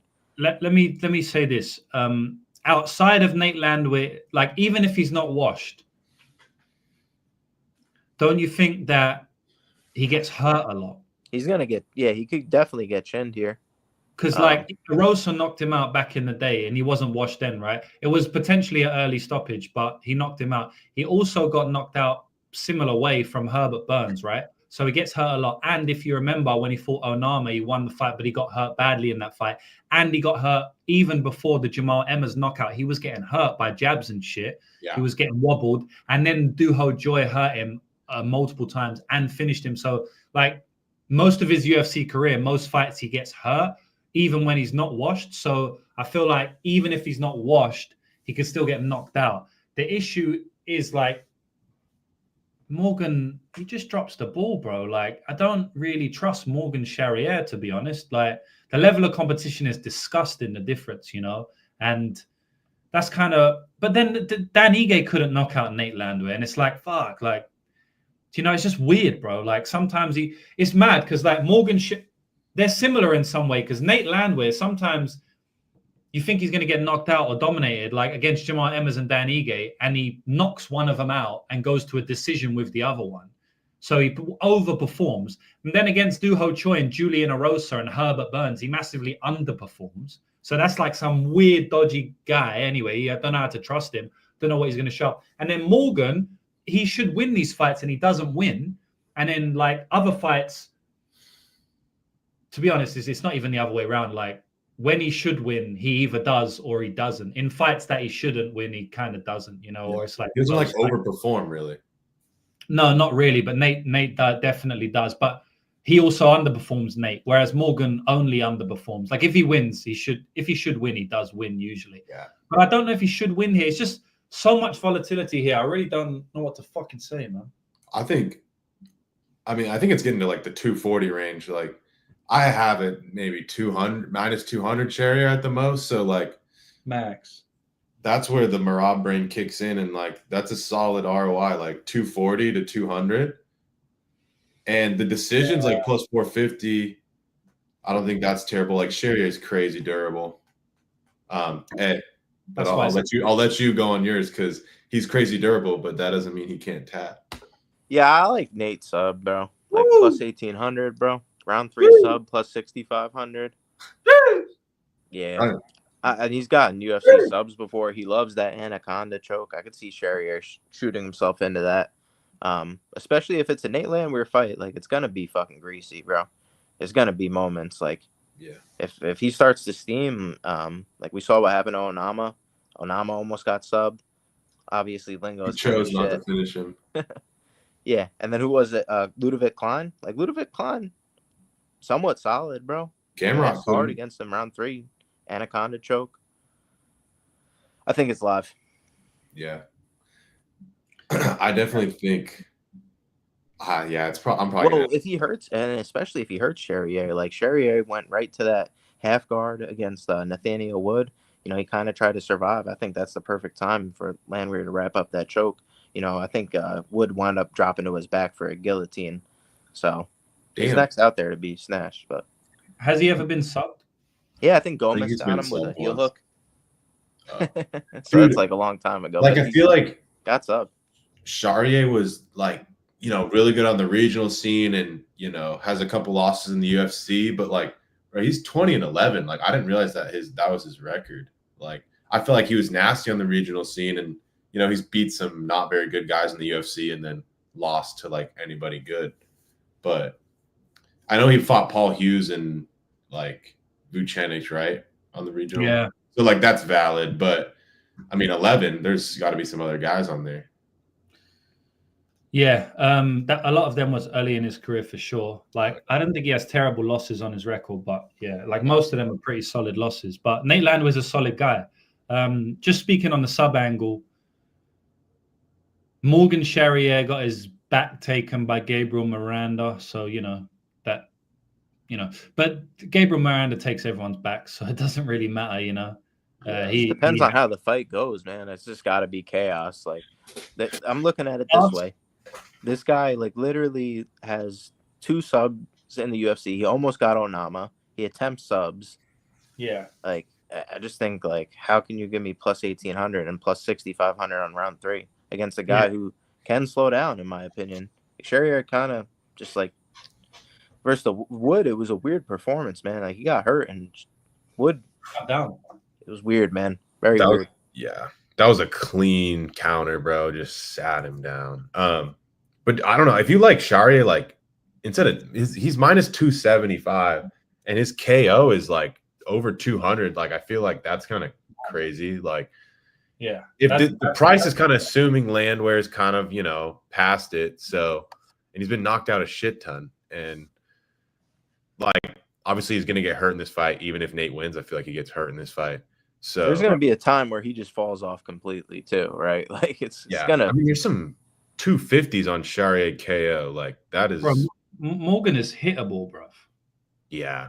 No, the way we did talk about this one a little. I was saying like, dude, in the Chepe fight, like he's getting tagged, bro. Like he's hittable, bro. Up against the cage, Chepe was going off at him. Yeah, like I remember that fight. I was like, oh, Morgan, I thought he won that fight, but like I don't know, round 3, like I think he lost it. Like it was definitely a close fight, bro. It was close, but I remember the vibe was Morgan got robbed, and I don't know. That was super close. I scored it for Morgan, but I wouldn't say you got robbed. Yeah, I think, like Chepe, I thought before I watched it, I was like, oh, Chepe, had more control time. Charriere did more damage, but dude, Chepe was doing damage too, bro. Yeah, bro. Like, at the end of the day, man, level of like, who's got the better wins, bro? Nate Landwehr, but so what's Morgan Charriere's top 3 wins? Bro, Sakini, bro. I can't even tell you. Miranda, Sakini are his 2 UFC wins. Let's see. Actually, I'm looking now. He submitted William Gomez, not the other way around. Oh, really? Why did I think it was the other way around? He subbed Gomez back. He heel hooked him like 10 years ago. That's crazy. Okay, so Gomez, his best win 10 years ago. I couldn't tell you, bro. He beat Alexei Olenek. That's solid to beat a heavyweight. Yeah, wait, I saw that. Who the fuck is that? Wait, what? He beat a guy with the exact same name. That's so funny. Lewis Monarch, bro. This is some Cage Warriors. Like, I know all of these Cage Warriors guys. Perry, Andre, Goodwin, all of these guys. That was a title fight against Goodwin. That's crazy. Yeah, bro. I mean, no, literally, it's literally William Gomez 10 years ago. Gabriel Miranda, like it. Yeah. And let's just say Chepe. Let's just say he beat Chepe. Just because I want to give him some credit because there's a close fight. The Paul Hughes one is a majority decision. That's insane. He got clearly beat. Go and watch that. Like it wasn't a close fight. He got beat. But bro, let's go on Nate Landwehr's wins. Jamal Emmers, David Onama, and Ludovic Kline all within the last 4 years. Like it's legendary. legit wins, bro. Jamal Emmers, David Onama, and Ludovic Kline. That's massive. I don't care if it was like Onama and Kline before their streak, bro. It's still the same guy. Like, Yeah, those are massive wins, And yes, okay, he could be done now. In his last fight, he looked done, but yeah, we can't just say one fight, though, Yeah, and I think Duo Choi's just like he showed up like Charriere's not grappling him like that, bro. That's not gonna happen. I don't think so. Yeah, and it wasn't even a split, bro. It was a majority, and it wasn't close, by the way. Go watch the fight. It wasn't a close fight. Even in a lot of Charriere's wins, even on the regional scene against bums, like he's having close rounds. Like he's just way more athletic. He'll land a big shot and he'll like seal it. But bro, there's a lot of split decisions, a lot of close rounds. So like, bro, Nate, bro, he's gonna make you work, bro. He needs to knock out Nate to cover, surely, right? Because if it goes decision, I think Nate's going to have his moments, probably lock in the DAS, honestly. Like the Gabriel Miranda one, I remember before he took the back, he locked in the DAS. He didn't lock in the DAS, but JB, when you're setting up the DAS and you just go Gable just to drag him down and then you feed the arm through, right? He had that locked up. And instead of, trying to go for the DAS, maybe he didn't feel strong enough because Morgan's so fucking strong and he probably couldn't snap his neck down. He just took the back because he loves to take the back. So Nate not going to take the back. Nate going to go for the anaconda. Yeah, that's what I mean. I could imagine Nate going for that. I mean, he's got it in the UFC, if I'm not mistaken. What was multiple times? It was Kline, bro. Oh, he got it. Yeah, he went for it though a couple times in like different fights. Yeah. So I don't know, man. Like at the end of the day, boys, like it's tough, but I might have to get there after this chat, Yeah. You don't have to bet it for like a crazy amount, You could always put like one unit. Yeah, you 1 unit, bro. Right. Not crazy. I think, to cover Charriere KO 250 like actually isn't bad, bro. I don't think it's bad. But that's solid. That's solid. But even like round 1 or 2 KO, because bro, if this gets into round 3, my boy's cooking. Yeah. Nate the Train. Where's Nate from? I think he's Nashville. He's from Tennessee, bro. I thought he was from Texas. No, he's from Tennessee. Okay. That's close though, isn't it? Yeah. Yeah. Fairly. About like 11-hour drive, I'd say. Oh, damn. I mean, it's not that close, but that's where Lewis is from Houston. So it's like you probably get on a flight, be there in like an hour, 2 hours. Okay. So this is like a hometown fight for him. Yeah, he drive an hour. He's driving an hour. Yeah. What was the sub again? Jeez. Plus 1,800, I saw. Plus 65. Make sure it's still there, but plus 65 on the round 3, I saw. Like I'll play. I might play it where it's like I'll put whatever on the money line, then I'll play 2-3, like some small sprinkles on the, or maybe just 3, because I think it probably comes in round 3. We've got 1,000 live viewers, lads. Let's fucking go, man. Sure. Appreciate it. I want to give a shout out to all the new subscribers. Like I said at the start, I couldn't go past 10K views on my videos for like, we had done it, me and you, JB, on a Parlay Madness like last year a couple of times, maybe like twice, but I couldn't get it on my main channel or my main show for like a year, and then I just hit 23K views. So the first time we went past 10K, we hit 23K. So it's crazy how it happens, It's just like, you're building, and then randomly you just snowball. So yeah, shout out to everyone. I wanted to give a shout out to my man Blunt Force as well. I saw this comment earlier. Made sure I go back to it. My man Blunt Force is doing the edits for the lucrative MMA betting show. So, we got the cool intro, we got the sick edits throughout. So that's definitely wanted to give my man a shout, man, because he's responsible for a lot of the growth and a lot of the epic edits that you see. So definitely everyone shout out to my man Blunt Force there. Oh, we got some inside info, it looks like, in the chat, bro. This guy says that Nate's in better condition for this fight, man. Oh, yeah. Here we go. So the inside info just dropped. Lucrative James is in on it. Fuck, bro. Jesus Christ. Wait, no, where was the inside info? Sorry, bro. Oh, this guy who said he lives near said Nate the Train's in better condition. I want to hear it. What happened? Why was he in better condition?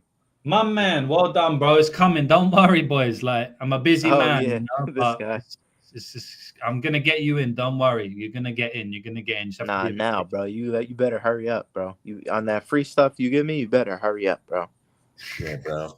Coming is coming. I can't see the inside info. We got way too many comments. Shout out to every motherfucker. Boys, come on, man. Please give me some time, boy. Give me some time, man. I'm trying to study Nate the Train, you know? In the UFC, Nate the Train, baby. Nate the Train in the UFC. Nate the Train in the UFC, man. That's an epic one, bro. Yo, you saw the picture I posted with him with the dreads, and he's like, Yeah, he's Jamaican, bro. I never knew that. Crazy. Man was What's that killing it card? out there. And what was it, Russia? He was in like Yeah, M1, M1 bro. Global. Bro's the OG of the fight game. Like, yeah, I think he got one more in him, bro. And even if he doesn't, like, I'll lose a unit on Nate the Train in fucking Tennessee, bro. Whatever. All day, bro. Nate the Train, Tennessee to the world. Let's bring us home, brother. Bring us home. The next fight, we got Calvin Kattar versus Steve Garcia. Wow. We got Mean Machine taking on the Boston Sutton. Boston Banger, I'm going to call him. I don't know what his nickname is. Something like that, boys. But yeah, this is going to be a good fight. Obviously, they're probably just going to sit down there and swing, which is going to be good for our entertainment. I do think Calvin Kattar is way more slick, defensively responsible on the feet. He's been hit clean a lot, but he's fought the best of the division. So why wouldn't he have been hit clean a lot? You know, he's stayed safe against a lot of fighters as well. If I'm not mistaken, Calvin Kattar has never been dropped, which is crazy because he's fought some. Bro, Calvin Kattar has never been dropped. Are you mad? That's crazy. I've never seen him be dropped on tape. So if I'm wrong and I'm not doing my due diligence, please tell me. But I haven't seen it, even against Max Holloway, which is mad because literally got a UFC all-time record set on his face, and somehow he didn't drop. So he's fought Yusuf Salah, Aljamain Sterling. Just listen to the names: Arnold Allen, Josh Emmett, Giga Jakatsi, Max Holloway, Dan Ige, Jeremy Stevens, Zabit Magomed Sharapov, Renato Moicano, Shane Burgos, Andre Fili, Ricardo Lamas. He hasn't been dropped by any of those guys. If I'm not mistaken, Josh Emmett, did I say that? That's the worst one out of the lot. If I'm not mistaken, he stopped Josh Emmett's 8-fight knockdown streak. 8 motherfucking fights, boys. And you think Steve Garcia's going to knock him out? Come away with that bullshit. I'm looking at this right now, boys. So, Josh Emmett, yeah? Knocked down Felipe Arantes 4 times. That's 1 fight. Knocked down Lamas. Knocked out Lamas. Knocked out Jeremy Stevens. That's 3. Knocked out Michael Johnson. Knocked out Mirsad Bektic. Knocked out Shane Burgos. Knocked out Dan Ige. 7 fights he got a knockdown until he come up against my boy Calvin Kattar. Couldn't even land a knockdown. 7 fights in a row. Then he couldn't even land a knockdown. Because Calvin Kattar is durable as fuck. And Mean Machine, all he has to do is get a knockdown. If he's not getting a knockdown, how is he winning the fight? I mean, maybe he's old and washed now. You know what I will say about this fight is that in Calvin Kattar's very last fight, very, very last fight, in the very last round that he fought, he beat Yusuf Salah clean in round 3, and he looked pretty good. And he was landing good shots up against the cage. He was landing solid boxing combinations, and he didn't look washed in that fight, in my opinion. Yusuf Salah is just a nightmare matchup for him, as we knew, because I bet on him via decision. You know, so it went how I thought it would. In fact, I thought it would go cleaner than that. But Calvin Kattar, it wasn't to be. He came out in round 3 and had me sweating on my ticket, right? So I don't think Calvin's washed. He's 37. It seems like this entire card is predicated around washed or not narratives, right? And man, I like to fade that most of the time because recency bias is the easiest way to get an edge in MMA. And so that's usually fading the washed or not. I mean, Calvin Kattar, I feel like after that Zalal fight, he's going to come in like, man, I could have beat him. Round 3, I was putting it on him. And bro, like he was putting it on Zalal in round 3. He was landing knees up the middle. And yeah, he was kind of selling out to put it on him. But he's got elite cardio. So I wouldn't be surprised if, you know, round 2 and round 3 he's able to put it on Steve Garcia here. I can't trust someone as a favorite to knock out someone who's never even been knocked down, facing way more powerful hitters than Steve Garcia. You know what I mean? Like he has to be washed here. And I don't think Steve Garcia has much takedown upside. You know, Aljamain Sterling was throwing about Calvin Kattar everywhere, but guess what? I bet on Aljamain Sterling. I knew that would happen. It's not really a hard pick. It was plus 100 or minus 110. And I still bet on him. Do you know who else tried to grapple him and couldn't do it? Yusuf Zalal in his very last fight. Do you know who's a better grappler than Steve Garcia?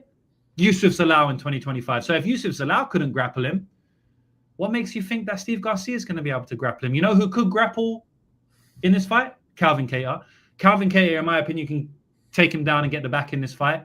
I think he's the better boxer. I'm not going to carry on. I think Calvin Kattar is going to win this fight as an underdog. JB? I love the ending. Just, you know, I don't really have much to add to it, bro.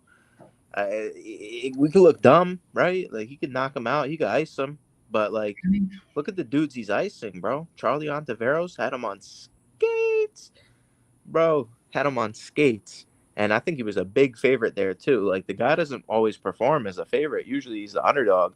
You know, he's won as a slight favorite a couple times in his last few fights. But, like, he's similar lined in those last few fights. And now he's going up against way better competition. The only reason you're getting it is because of the last few losses. But, like, look at the guys he's fucking losing to. Like, Steve Garcia's competition doesn't even sniff the nutsack of these guys. Not even close, bro. Like, I could go up and down the list. Like, I don't care that the guy's lost because it's an injury versus Allen. It's not a knockout. It's an injury. And now he's come back. And, like, if he was truly washed, bro, why did he have so much success in round 3 against Zalal, who's a way better fighter than Steve Garcia? Yeah. This line is absurd to me, bro. I don't get it. And now this guy's at TriStar Gym. You know they're going to come in with a good game plan. That's the reason I don't really want to bet an under here. I know it's likely, but, like, if you're thinking Kattar can have grappling upside, he's training at TriStar. I don't, like, necessarily want to just play the under at chalk right away. But I think, like, money line wise, I think Kattar is going to, like, probably look like a good big favorite unless he gets knocked out, like, you know, Garcia's been doing. But Kyle Nelson's not even, like, sniff the nutsack of the Calvin Kattar. Like, it's Kattar, Kattar would do him worse. He would do him worse, bro. As crazy as that sounds. So, like, yeah, Mel Costa wouldn't even compete with Calvin Kattar. Like, simple as that. Yeah, Zar? I think the same thing. Like, another one of these lines where we're just assuming, like, Kattar's, like, done. Like, this is crazy. Like, look at who they fought and, like, not even just on the record. Like, watch the fights. Like, Kattar would not be getting rocked all over the place by, like, Shilan Nerdenbeke and, like, fucking Charlie Ontiveros had him dead. He got iced by what's the other guy, too? They killed him one shot. Iced, bro. He gets hurt all the time. Like, and if all your wins are by knockout and you're, like, against Calvin Kattar, like, you better hope he's, like, a corpse, bro, because that is not how you beat Calvin Kattar. Like, you take him down, or, you know, you're Max Holloway and you just outpace him. But, like, bro, I feel like Garcia's going to get knocked out, dude. He gets rocked all the time, and Kattar's just way cleaner. Obviously, Garcia's younger, but, like, it's not like he's some young prospect. He's like 33. And Kattar's been fighting the best of the best, and I feel like all those guys would kill Steve Garcia. So plus money here is crazy. KO plus 250 on Bet Online is insane. That's, like, one of the props, like, I've already hit. Like, I don't get it. Yeah, Kattar's never been knocked out, never been dropped, but, like, he's 37. He's dealt with a couple injuries. Like, it could happen. Garcia could ice him first round. I could look stupid, but, dude, I don't get this price. Yeah. Cardio, fucking chin, like, just more weapons, I think. Like, I don't think Garcia has any grappling upside, like you said. I truly think Kattar's probably, like, the side here by far. People are talking about Kattar's, like, his last few fights. Bro, did he not look good against Zalal in the third round, bro? What would Kattar do against any of those guys, or Garcia do against any of those guys? Bro, and let me know. I watched the Club and Sub podcast earlier this week. Yeah, shout out to Club and Sub, John and my man Danny.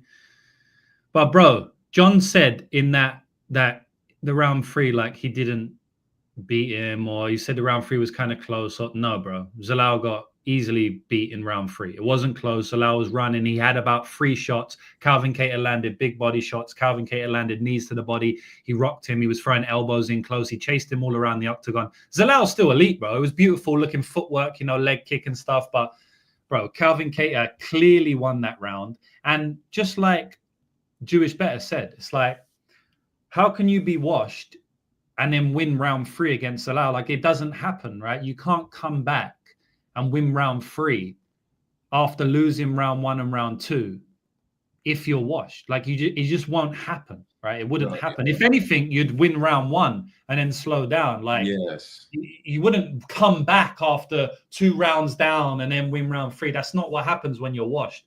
If you're washed, maybe you can still land a big shot in round 1 or something, but like, you're going to fall apart as the fight goes on. Bro, Calvin Kattar should be minus 300 here.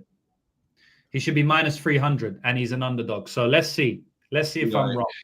What, like, the other thing is, too, like, where does Steve Garcia train at? Like, is it Jackson Wink? Where are the big prospects coming out of Jackson Wink nowadays? Like, you don't really see it. And now Kattar's making this entire move to go to TriStar Gym. This is his first full camp here. I talked to Ayman Zahabi. I asked him, like, what's going on with that? Well, he was training, like, cross-training there, and now he's full-time training there. He's getting good work with guys like Ayman Zahabi. You saw what Ayman Zahabi's been doing. You've seen what Rob Font's been doing. These guys are going to be making improvements, I think. Maybe not at the rate they would have when they were younger, but when you train with a guy like Faraz Zahabi and these guys, you're going to have a good coach and good strategy, and I think that's only going to help them here. Yeah. Like, just because someone's not in their prime anymore. Arnold Allen, too. I forgot about Allen. He trains with Allen, too. A guy that he wound up going out there losing against, put that aside and goes and trains with the guy. I think, like, man, that's only going to help him. Let's fucking go, man. War Calvin Kattar is going to get me paid this weekend, bro. Yeah, I'm all over money line. KO. Love it, bro. You must have Plus money, too? Plus money? He's going to knock him out, bro. I think he's going to knock him out, bro. What's the line on the knockout? Give me that shit as well, 50 man. On Bet Online, so I don't want to hear, like, we're not picking one line. Like, that's a crazy price, dude. It opened a little less than that, too, if I'm not mistaken, right? Like, it opened. Yeah, and, like, other books have it shorter, but, like, Bet Online, dude, if they got 250. Yeah, I'll get better than that. Bro, yeah, you'll find better somewhere. Bro, blunt force, honestly, no. Like, it's not competitive. Calvin's going to knock the motherfucker out in round 1, bro. If he doesn't knock him out in round 1, he's going to knock him out in round 2. Actually, Calvin Kattar is more likely to knock him out in round 1 than Steve Garcia is more likely to get slept earlier than Calvin. That's what I'm saying. The books agreed with you early. They opened it like Calvin Kattar round 1 and the KO was less than Steve Garcia. And even though Steve Garcia was the favorite and that's his most likely path, the books thought that Kattar was more likely to win in round 1 by KO. Make sure I'm not talking out my ass. Like, look at Bet Online. And 5 knockout wins back to back, and then 4 losses back to back, and that ship's gonna get written wrong. The ship's gonna get righted. I don't know, but basically, he's gonna get fucked up. Dude, like, what would Kattar do to do with the Choi guy, and what would he do to like half these guys? Like, you can't just look at like the win streaks and shit. But I like that people are looking at it like that because I can get a good line on Kattar. Yeah, we'll see, man. Could be wrong. I've talked a lot of shit, but we'll see. He's washed. He's washed, bro. That's definitely, in my opinion, his only real chance, man. But we'll see. Yeah, like if he wins, it's an early bonk. But dude, I feel like that's low percentage. Bullshit. That's terrible, bro. At the end of the day, there's stupid take, bro. Like, what do you mean? What does coasting mean? He got walked down and landed big shots. So, like, what do you mean by coasting? Because Calvin Kattar was walking him down and landing shots to the body and head. So, what does coasting mean? Does it mean, okay, I'm getting hit with big shots and I'm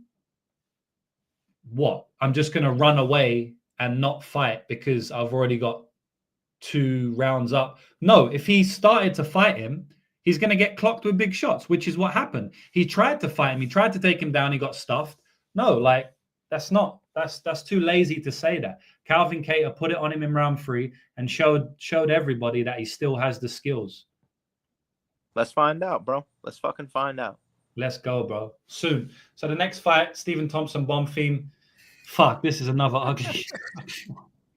Bro, I just feel like I'm picking every underdog. Jesus Christ, man. Look, I think Bonfim is probably going to get a submission. That's my official prediction. If someone put a gun to my head and said, dude, there's a blah, blah, blah, blah, blah. But no one's putting a gun to my head. So I'm going to bet on Stephen Thompson at plus 350. It's a massive, massive, massive, massive price. I think Stephen Thompson, if Stephen Thompson gets his game going, he looks minus 350.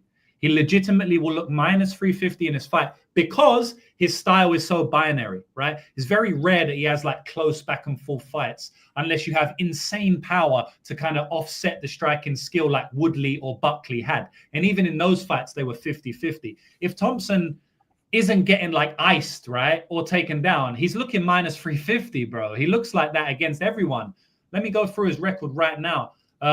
Vicente Luque, he looked minus 350.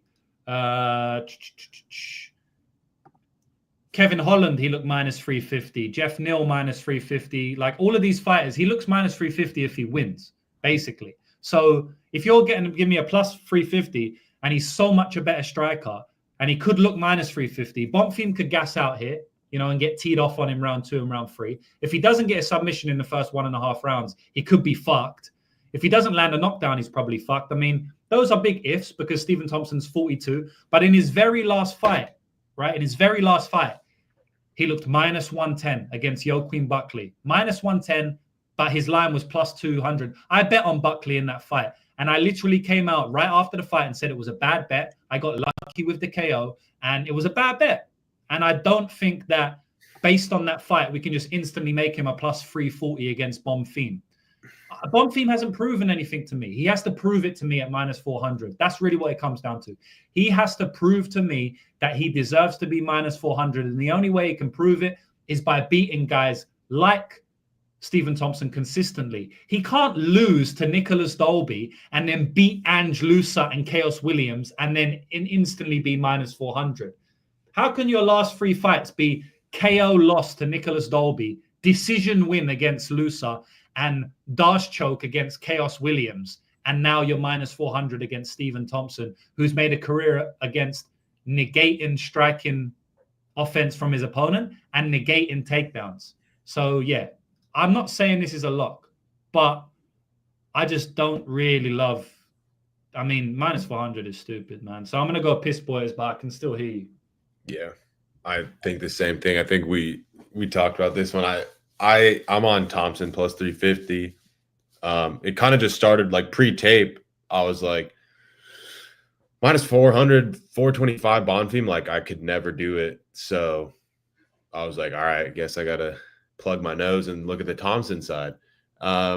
Dude, he's like, yeah, he's 42, but his striking still looks solid. And his takedown defense, like, or his, you know, he's still kind of hard to grapple. Like, yeah, he's been taken down by Bilal and Burns, and Buckley like got him down, but Buckley wasn't like dominating him. And dude, it's Burns and Bilal. Like those are like really good wrestlers. Bonfim, he's very dangerous with the submissions, front headlocks. Like you don't want your neck around this dude at all. Cause I mean, like James says, if we're not a betting show and just picking shit, yeah, I'm going Bonfim if I finish. But like the prices are crazy. So I think Thompson, he's still solid. And the Buckley, I know we're going to talk about the Buckley fight because, you know, he looked pretty good there. But dude, Buckley is good and he's dangerous on the feet. Like he's more dangerous than Bonfim on the feet. And I'd say he's more likely to get a takedown, just physicality, long arms, just, you know, pick him up. But like Bonfim, he's a solid grappler, but he's not the best wrestler. And I feel like the footwork with Thompson can just, you know, it's a weird style. It could just mess with people. And there's a good chance Bonfim, you know, runs him over, finishes him. There's a good chance that, you know, Thompson's style is hard for him to deal with. He can't really get him to the ground and it's value. So I don't really know how Bonfim, you know, I think it's a very low chance Bonfim looks better than like minus 400. And I think there's a solid chance that Thompson looks way better than plus 350. So that's when you take a shot on Thompson. And if you look dumb, you look dumb. But long term, I feel like these are the type of spots that you profit, because I feel like it's 25% minimum Thompson. You could argue more, and it's a solid edge, even though you're not picking him to win. Yeah, no, I think that's fair enough. I think you make like great points with the stance. Like, people got to remember, it's not as simple as like he's just going to be able to grab Thompson and get him down. Yeah. How many takedowns did it take Shavkat to like put this guy on his back finally? And Yeah, I'm reading Shavkat like way higher than Bonfim. We've seen Bonfim fumble the bag. We've seen his brother fumble the bag. These guys are notorious bag fumblers. So, notorious bag fumblers. like, it's just, I don't see how, like, unless you think Thompson's way, way, way past it, like he's gonna get knocked out here. I don't see him getting knocked out on the feet, bro. He's so much cleaner, bro.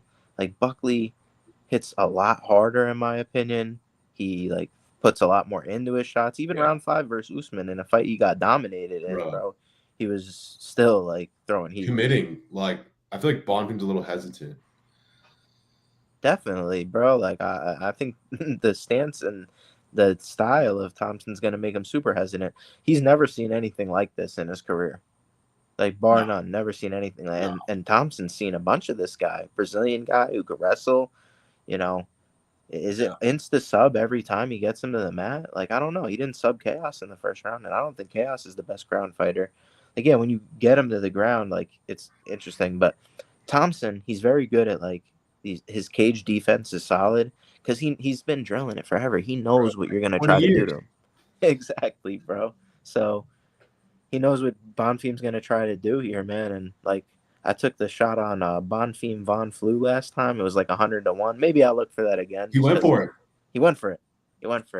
But he didn't get it. Yeah, man. By the bell. Plus 300. You're seeing like plus 340 on some books. And we're all on it. Like, I'm going to have to play it now. Like, no doubt. I could even see him knocking out Bonfim like Dalby did. 900. Big numbers. So, yeah. Yeah. Thompson's a motherfucker with the striking, bro. He throws, like, dude, some of his knockouts, like, early on, he fucking finished Kevin Holland. Kevin Holland's a fucking amazing striker, bro. I had Thompson decision. I was like, no fucking way. Talk about a win that aged well, and you could say, oh, Kevin didn't grapple there. He could have grappled, taken the easy path. Like, and if this fight winds up standing up, like, that's all I'm going to say is, what if he stuffs the takedowns of Bonfim? And I don't think Bonfim's like a lock to just get takedowns immediately. If we're saying like Shavkat took multiple takedown attempts, he's, you know, stuffing, like, all right, Bilal Muhammad took you down. Like, who does Bilal Muhammad not getting down? Yeah, bro. And this is a guy who lost like to Nicholas Dalby. I think he's a solid guy. Like, I think he probably gets a choke here, but man, I can't get to the number. Is this not his biggest price since the Dalby fight? Which was a stupid ass price, bro? I hammered Dalby. That was so lit. But if you take the age out of Thompson, like, if you take the age out of it and you just watch his fights, bro, he's like obviously not in his prime, but we're acting like he's a fucking corpse here. What is his price? That's what I mean, bro. It's like, I don't know why everyone's just assuming everyone's washed. Like, because he didn't look, bro, he looked minus 110 against Buckley, man.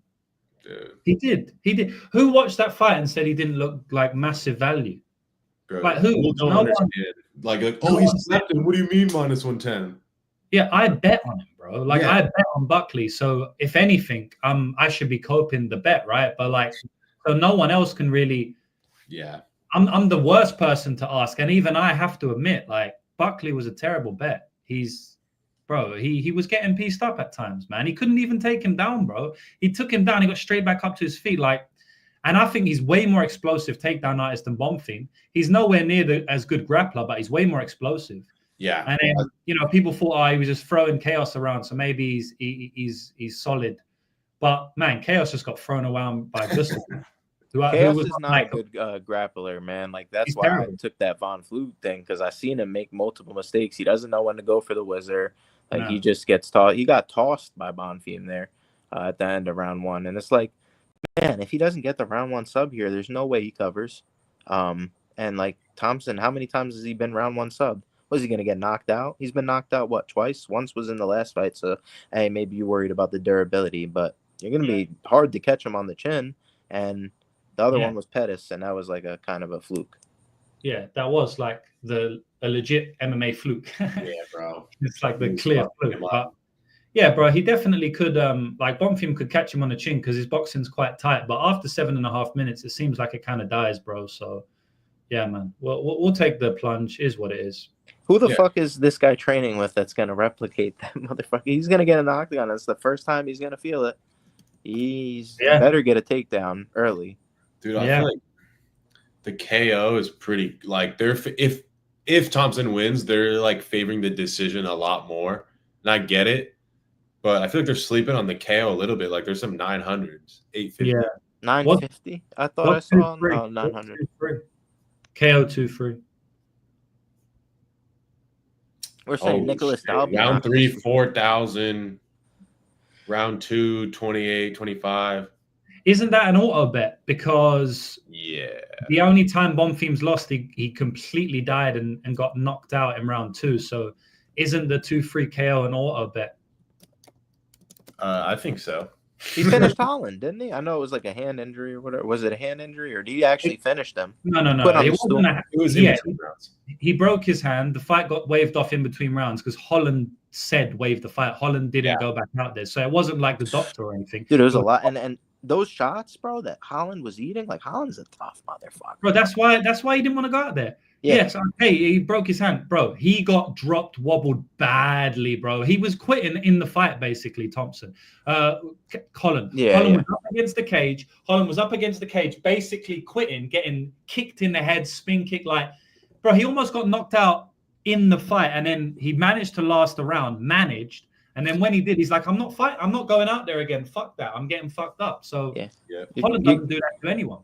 Getting plus money on guys who are finishing Kevin Holland and fucking winning against Dan Ige. Like, and Jeff Neal one could have been a KO as well. You know, like it could have been a KO. He was doing him dirty, bro. Yeah. A long time ago though, but Holland wasn't that long ago.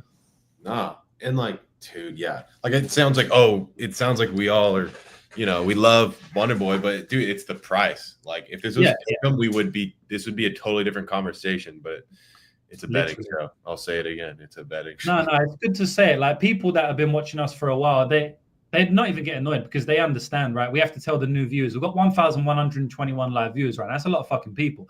This show is probably going to get as much as our last show, and it was a pay-per-view. So there's going to be like 6, 7, 8,000 people viewing this show, maybe more. So we have to tell them because a lot of new subs. Our conversations are based around the odds. Our conversations are not really based around the fight, right? The fight is like a secondary thing. The odds are the most important thing. Like I said earlier on this very fight, if Thompson was 1,000,000 to 1, you would bet Thompson. Every single person watching this video would bet Stephen Thompson. Nobody alive wouldn't put at least $1 on to win $1 million profit on Stephen Thompson, regardless of who you're picking to win the fight, right? And yes, we're not getting 1,000,000 to 1, but I'm saying that to make the point. The odds are by far the most important. If there wasn't, then the 1,000,000 to 1 wouldn't matter to you, but it does matter to you. So the conversation is always based around the odds, basically, boys. The one last thing I wanted to ask is like, don't you think these guys that are wrestling Thompson are like really good chain wrestlers, really good like cage wrestlers? I don't think Bonfim's like all that, bro. Like, look at the guys he's getting down. Trevin Giles, like I don't see it. I think that switch stance, like from Wonder Boy, the movement, it's gonna be hard to track him, bro. Yeah. Fuck yeah, man. Like I said, Buckley is way more explosive than Bonfim, I feel like, and more athletic to get the takedowns. At least he doesn't have nowhere near the control, but or the submission threat. That's like the other thing.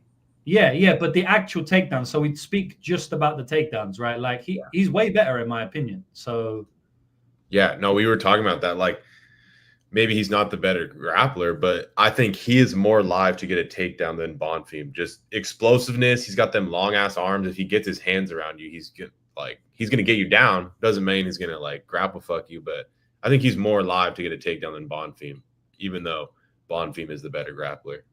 Yeah, And I think that if Bonfim takes him down, he could get back up to his feet, in my opinion. I don't think it's instantly sub. Depends on where he takes him down. If he takes him down in the middle of the octagon, it could be really bad.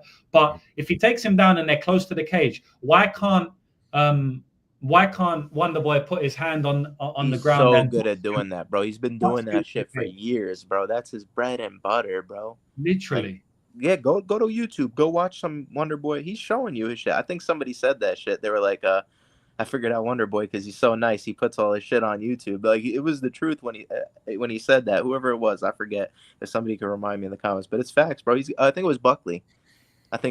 He's like, he's showing me all this shit. It's like true, bro. He's got some good stuff, bro. The guy is like a high IQ fighter.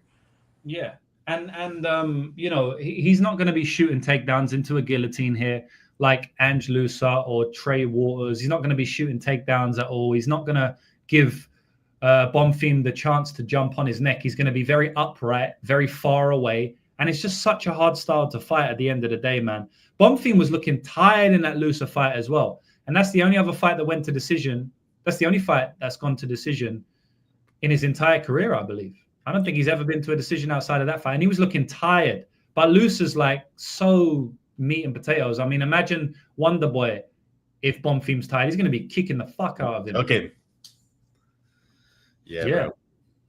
So yeah, that's. But he broke his hand. Kline broke his hand. Don't you dare say he got knocked out. Yeah. Sorry. All right, here we go.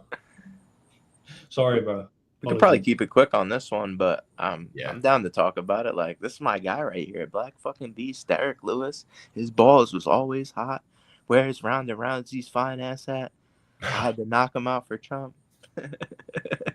Hey, my man Derrick Lewis is a fucking G, bro. At the end of the day, like, as a fan, I want to root for the guy. And he's always live. Like, at the end of the day, like, Lewis can fucking crack, bro. I don't think I've ever rooted against him.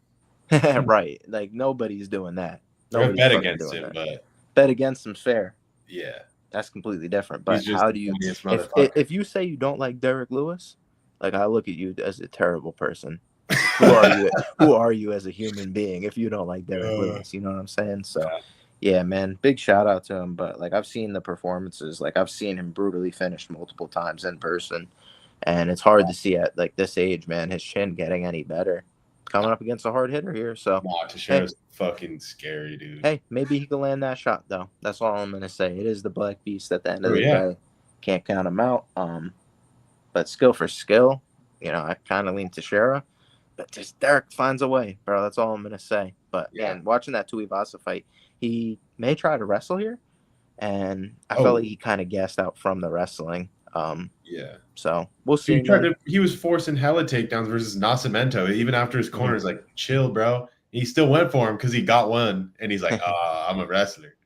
Best purple belt in Houston, right? That's what they call him. I don't think he's dead here, but I just think he probably gets brutally fucking knocked out. I think he can get subbed too, as crazy as it sounds, because just the way he gives up his back when he gets to his feet.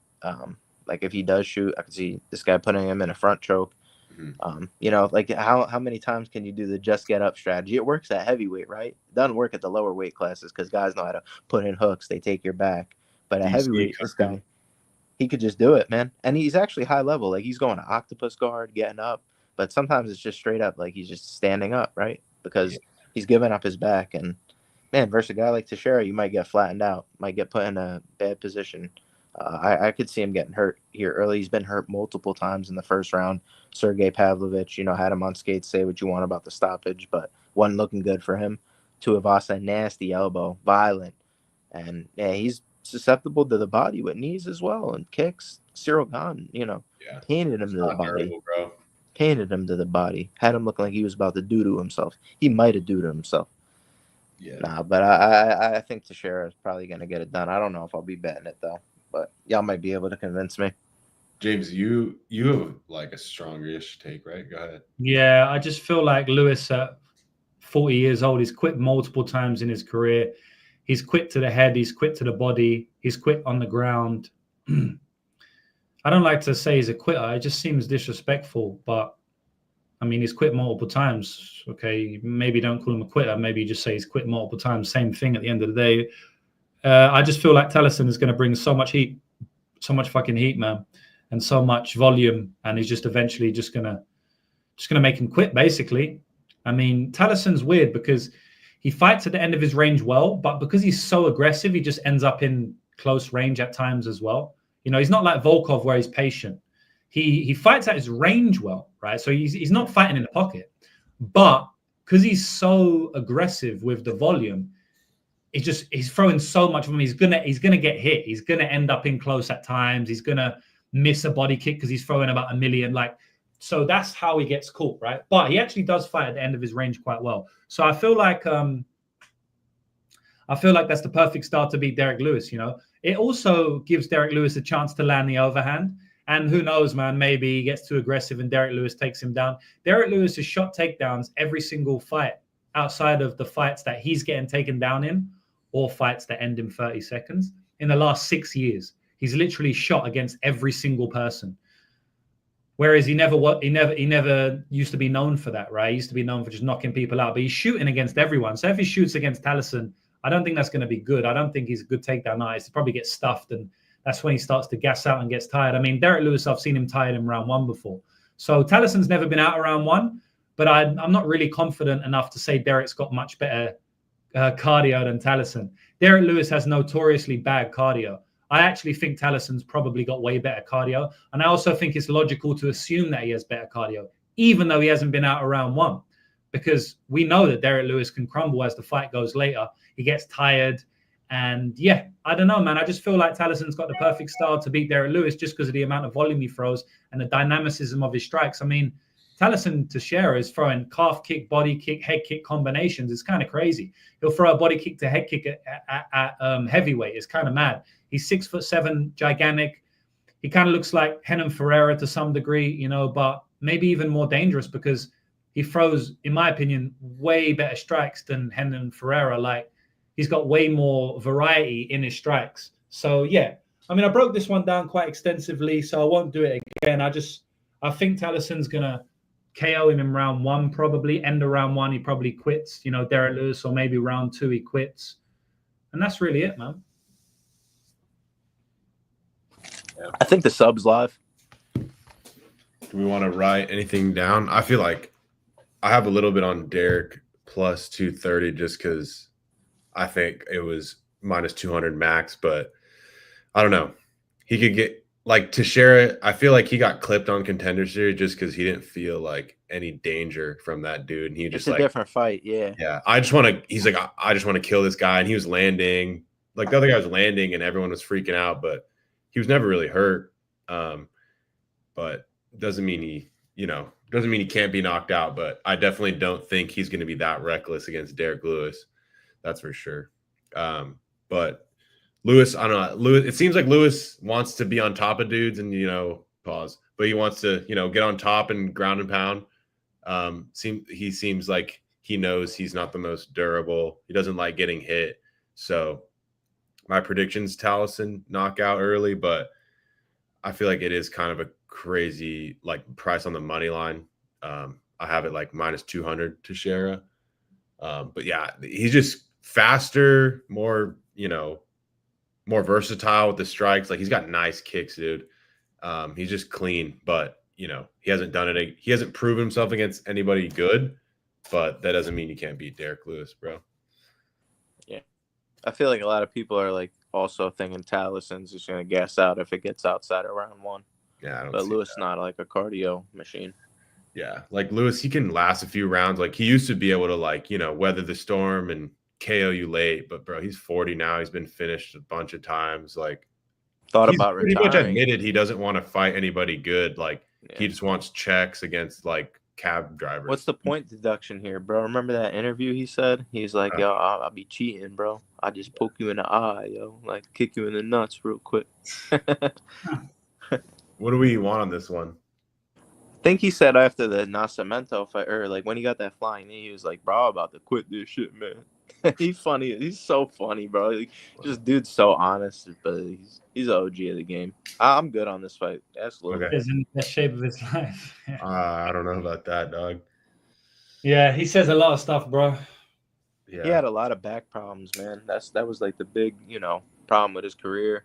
You know, he never really a lot of his career he never really took it serious. You know, imagine that guy like was in the gym every day training like hard, bro. Like I think he could have been champion personally, but yeah. Who? Derrick. If he was actually training, dude, the guy never like took his career serious whatsoever, bro. He fucking eating Popeyes and shit. I mean, he has the most knockouts in the UFC for a reason. He trains the grappling, gets in good shape, like legitimate shape. And yeah, prime, but don't you think fighters? It's heavyweight, bro. But don't you think fighters have certain things and they don't have certain things? For example, if Derrick Lewis trained the grappling as much as he did, his striking wouldn't be as good. And then also, I don't think he would ever get to a good level in grappling, really. He'd probably always falter against grapplers. And then, I mean, I don't think he could ever have a good cardio. I don't care how much he trains. I just think he's not built like that. I don't know. Like, his cardio wasn't like garbage, like when he was on his run. Like, he outlasted a few dudes who like Tabora and like Abdurahimov and shit. Yeah, and he wasn't training, is what I'm trying to say. Also, like he's outright stated, like he just never took it serious, you know. Like maybe but a lot of times he did take it serious. True, so I remember one countdown. I can't remember what it was. It might have been the title. Now's the time, right? Yeah, it could have been Cyril Gane. You could have said it 100 times. But I think it was Cyril Gane. Yeah. It was Cyril Gane. I think it was a main event against Cyril Gane, and he said that really good dude. Cyril, that was a crazy fight. Yeah, I mean, Derrick had one moment, right? Outside of that, he just got battered and then he quit in round 3. So I was there for that one. Yeah, I mean, did he land a big punch? Did he have a moment in that one? I don't even remember, dude. All I remember was against Cyril Gane. Masterclass, bro. That's what it seemed like. He knocked him down, bro. He fucked him up bad. Nah, that was Tuivasa. I think that was Tui. No, bro. He knocked down Cyril Gane heavy. Really? Wait, what? I don't remember. Red, bro. I was there for that fight. I really don't. Dude, that was tied to Tuivasa. Yeah, that was tied to Tuivasa. Cyril Gane masterclass, bro. It was bad. I was sad because Derrick Lewis like didn't land a fucking punch, dude. Oh, I bet on Cyril Gane to win in round 3. Cyril Gane to win in round 4. Derrick Lewis doesn't win in Texas, bro. It just doesn't happen. I don't think he's ever won a fight here. Yeah, I mean, I personally don't think he could ever be like that good, but fair enough. We can disagree. You only think what if he gets a fluky title shot against Verdum? That's what I'm trying to say. I think he could knock him out. He can knock anyone out. He can knock anyone out. So yeah, technically he could become champion, I guess, because he could knock it didn't happen. Yeah, it is what it is, bro. He got a title shot against DC, but that was like a bullshit title shot. Like that was a good promo too with the Popeyes and the yeah. That's just funny as hell, bro. Yeah, he's a legend. He'll be missed after this fight. Nah, legend, bro. He'll be back, bro. He'll have one more in him. Okay. James, you want like KO1 or anything? Yeah, Tallison KO1 and KO2 I like. What's KO2? I might be interested. KO2's like, whoa. 375. I wanted a little better, but that's not bad. I saw one book with a crazy price, but I don't think it's real. I'm ready to make some motherfucking parlays, baby. Let's go. Who's ready? Yeah, let's fucking get it, boys. Who's ready, bro? It's a lot of tough money on this. This is a tough week for some parlays. Can I go first? Yeah, go. Go. All right, I'll take Kline, ITD. I'll take Davis sub. What is a Davis sub again? I don't know. It was right there. I didn't see it. I just picked the first two things. I copped out. It was pretty easy. James, you want to go? Yeah, I'll go.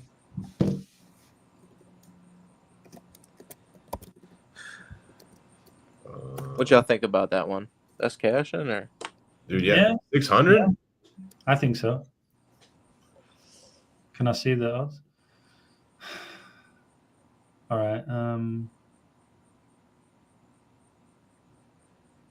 More. I kind of want to change my parlay. No, I'm just playing. I see another two that are back to back that I'm kind of liking, bro. Could I make another one? I'm just playing. Yeah. No, go on. What do you think about Tafa and Curtis KO 2-3, bro?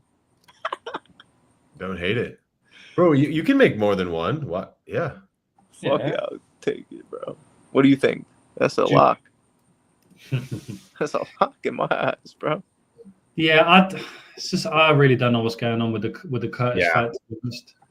But if there's if there's like somewhere to find value in that one, I feel like it's like the late KO prop, just because the market does, Well, he called me a clown, so like that's kind of the reason. Oh, you have to do it. Fuck it. Yeah, exactly. We smoking on that Griffin. We're going to be emotional on our DGen because these aren't our big body plays. This is DGen. Sometimes the bias helps.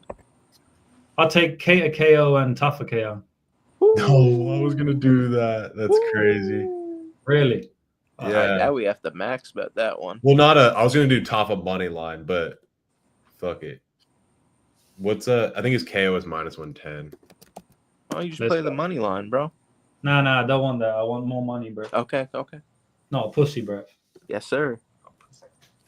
Do you actually say brev with a V? I'm always curious. Nah. That's just a joke. That's like, do you know that guy Castillo? Yes, bro. I see him on the clips. I'm like, does anyone actually like say brev like that? Nah. He just made it like viral, so I say it as a joke. It's funny as fuck, bro. I do say bruv though. Everyone says that. Yeah. He says it like BREV though. Yeah, bruv. Brev. Fuck. I gotta pick something else. All right. Let's see what's good here. Let me separate these. Sorry, boys. Hearing noises in my house, bro. There's a fucking storm making my house make noise. What the hell? I'm gonna take this. Actually, nah. Oh yeah, I'll take this. Tafa as the anchor is crazy. No, like, fuck. Can I? Bro, I've answered this a million times, bro. Fucking hell, mate. Give me some time, bro. It's the 4th time I've answered it live on stream. Do you care if I use Kattar KO? Nah, bro. No, yeah. You like it. That's like one of my favorite plays. Let's go. Um, And just add Wonder Boy, bro. Top it. yeah, fuck it. I feel like we should make a crazy one, bro. I'm feeling a crazy one this week. Y'all trying to go like 1-1-1? We all do one. I'm down. All right, bro. Let's do It's that. not a great week for parlays. No, but we could just have fun. It's DGen shit anyway. I hope everybody that like watches knows that. I know James has like said it 100 times, but 100 times. let's have some fun, If you bro. if you like you're just tuning in for this part, you're doing it wrong. Like this is just fun shit at the end. You gotta, if you want to make money, you listen to the breakdowns, dude. Yeah, go sign up to my boy James. He's up like 100 fucking units this year. Something light. Yeah. Something All light. right, we're doing Buy all some of picks. us one leg. What's the word? Who's going first? Calvin Kattar moneyline. Bet. We should do the washed parlay. That Wonderful. sounds good. I'll go with Wonder Boy. Well, who's the other washed? Like Gator, Nate. Nate. Who else? Who else? Murphy. Hey, Nate and Wonder Boy, the washed parlay. Nah, we don't have to do it that way. Let's look actually. All right. Kate and Nate and Wonder Boy. Yeah, throw Murphy in there, bro. Fuck Murphy off. You like that? Kate and Nate, Wonder Boy, the washed parlay. I'll go with Jake round 3 plus 1,800. Really? Yes, sir. Respect. Can we get like 2-3? Can we do 2-3? Oh, you went mad. Oh shit. Yeah, wait, what's 2-3 you have? You know it? Can we get 2-3? Let's see. Dude, my dog's barking up a storm. Fuck. I don't want to pick a method though. That's My dog's barking up a storm. Wonder Boy. All right, Wonder Boy. I'll go Wonder Boy. No. I'm fucking with you. Let me find. I'm looking for the 2-3. Yeah, because like I think Bovada would have it. No. But I'm pissed they don't have it out right now. Oh, okay. I'm looking FanDuel. I can't bet on it on me personally, but I can look at their odds.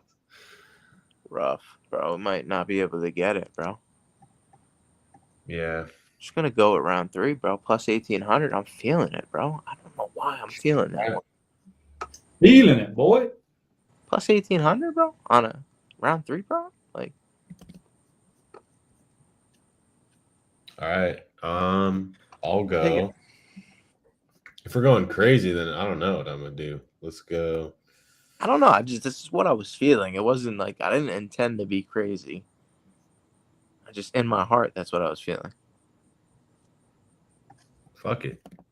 Wonder this is gonna be the craziest hit ever. Oops. It's gonna be the craziest hit ever, bro. All right. Yeah, we're not going safe at all on our one each lay. Yeah, no, definitely not, bro. Kind of want to just go Landwehr. You know, I mean, I kind of went pussy on mine, so. no, don't you guys think Landwehr could go? Let's just do. I'll do Landwehr instead of Jake round 3. Just go Landwehr. That's like more. Yo, then it's the wash parlay. Yeah. The wash just parlay, yeah. So just change that to the wash, or AKA the wash parlay. The wash parlay, dog. Like, Gang. they're all washed, bro. They're done. I There's no love way it, they bro. got it, bro. There's no way. There's no way that can win. No way. Someone said, "Cook me up something that's so stupid." Yeah, this is it. It's the This wash is it, bro. parlay. This is what you guys wanted. They're all washed, so obviously it's not gonna win, bro. So yeah. So this is a lock, and this is why you watch the show, because of this.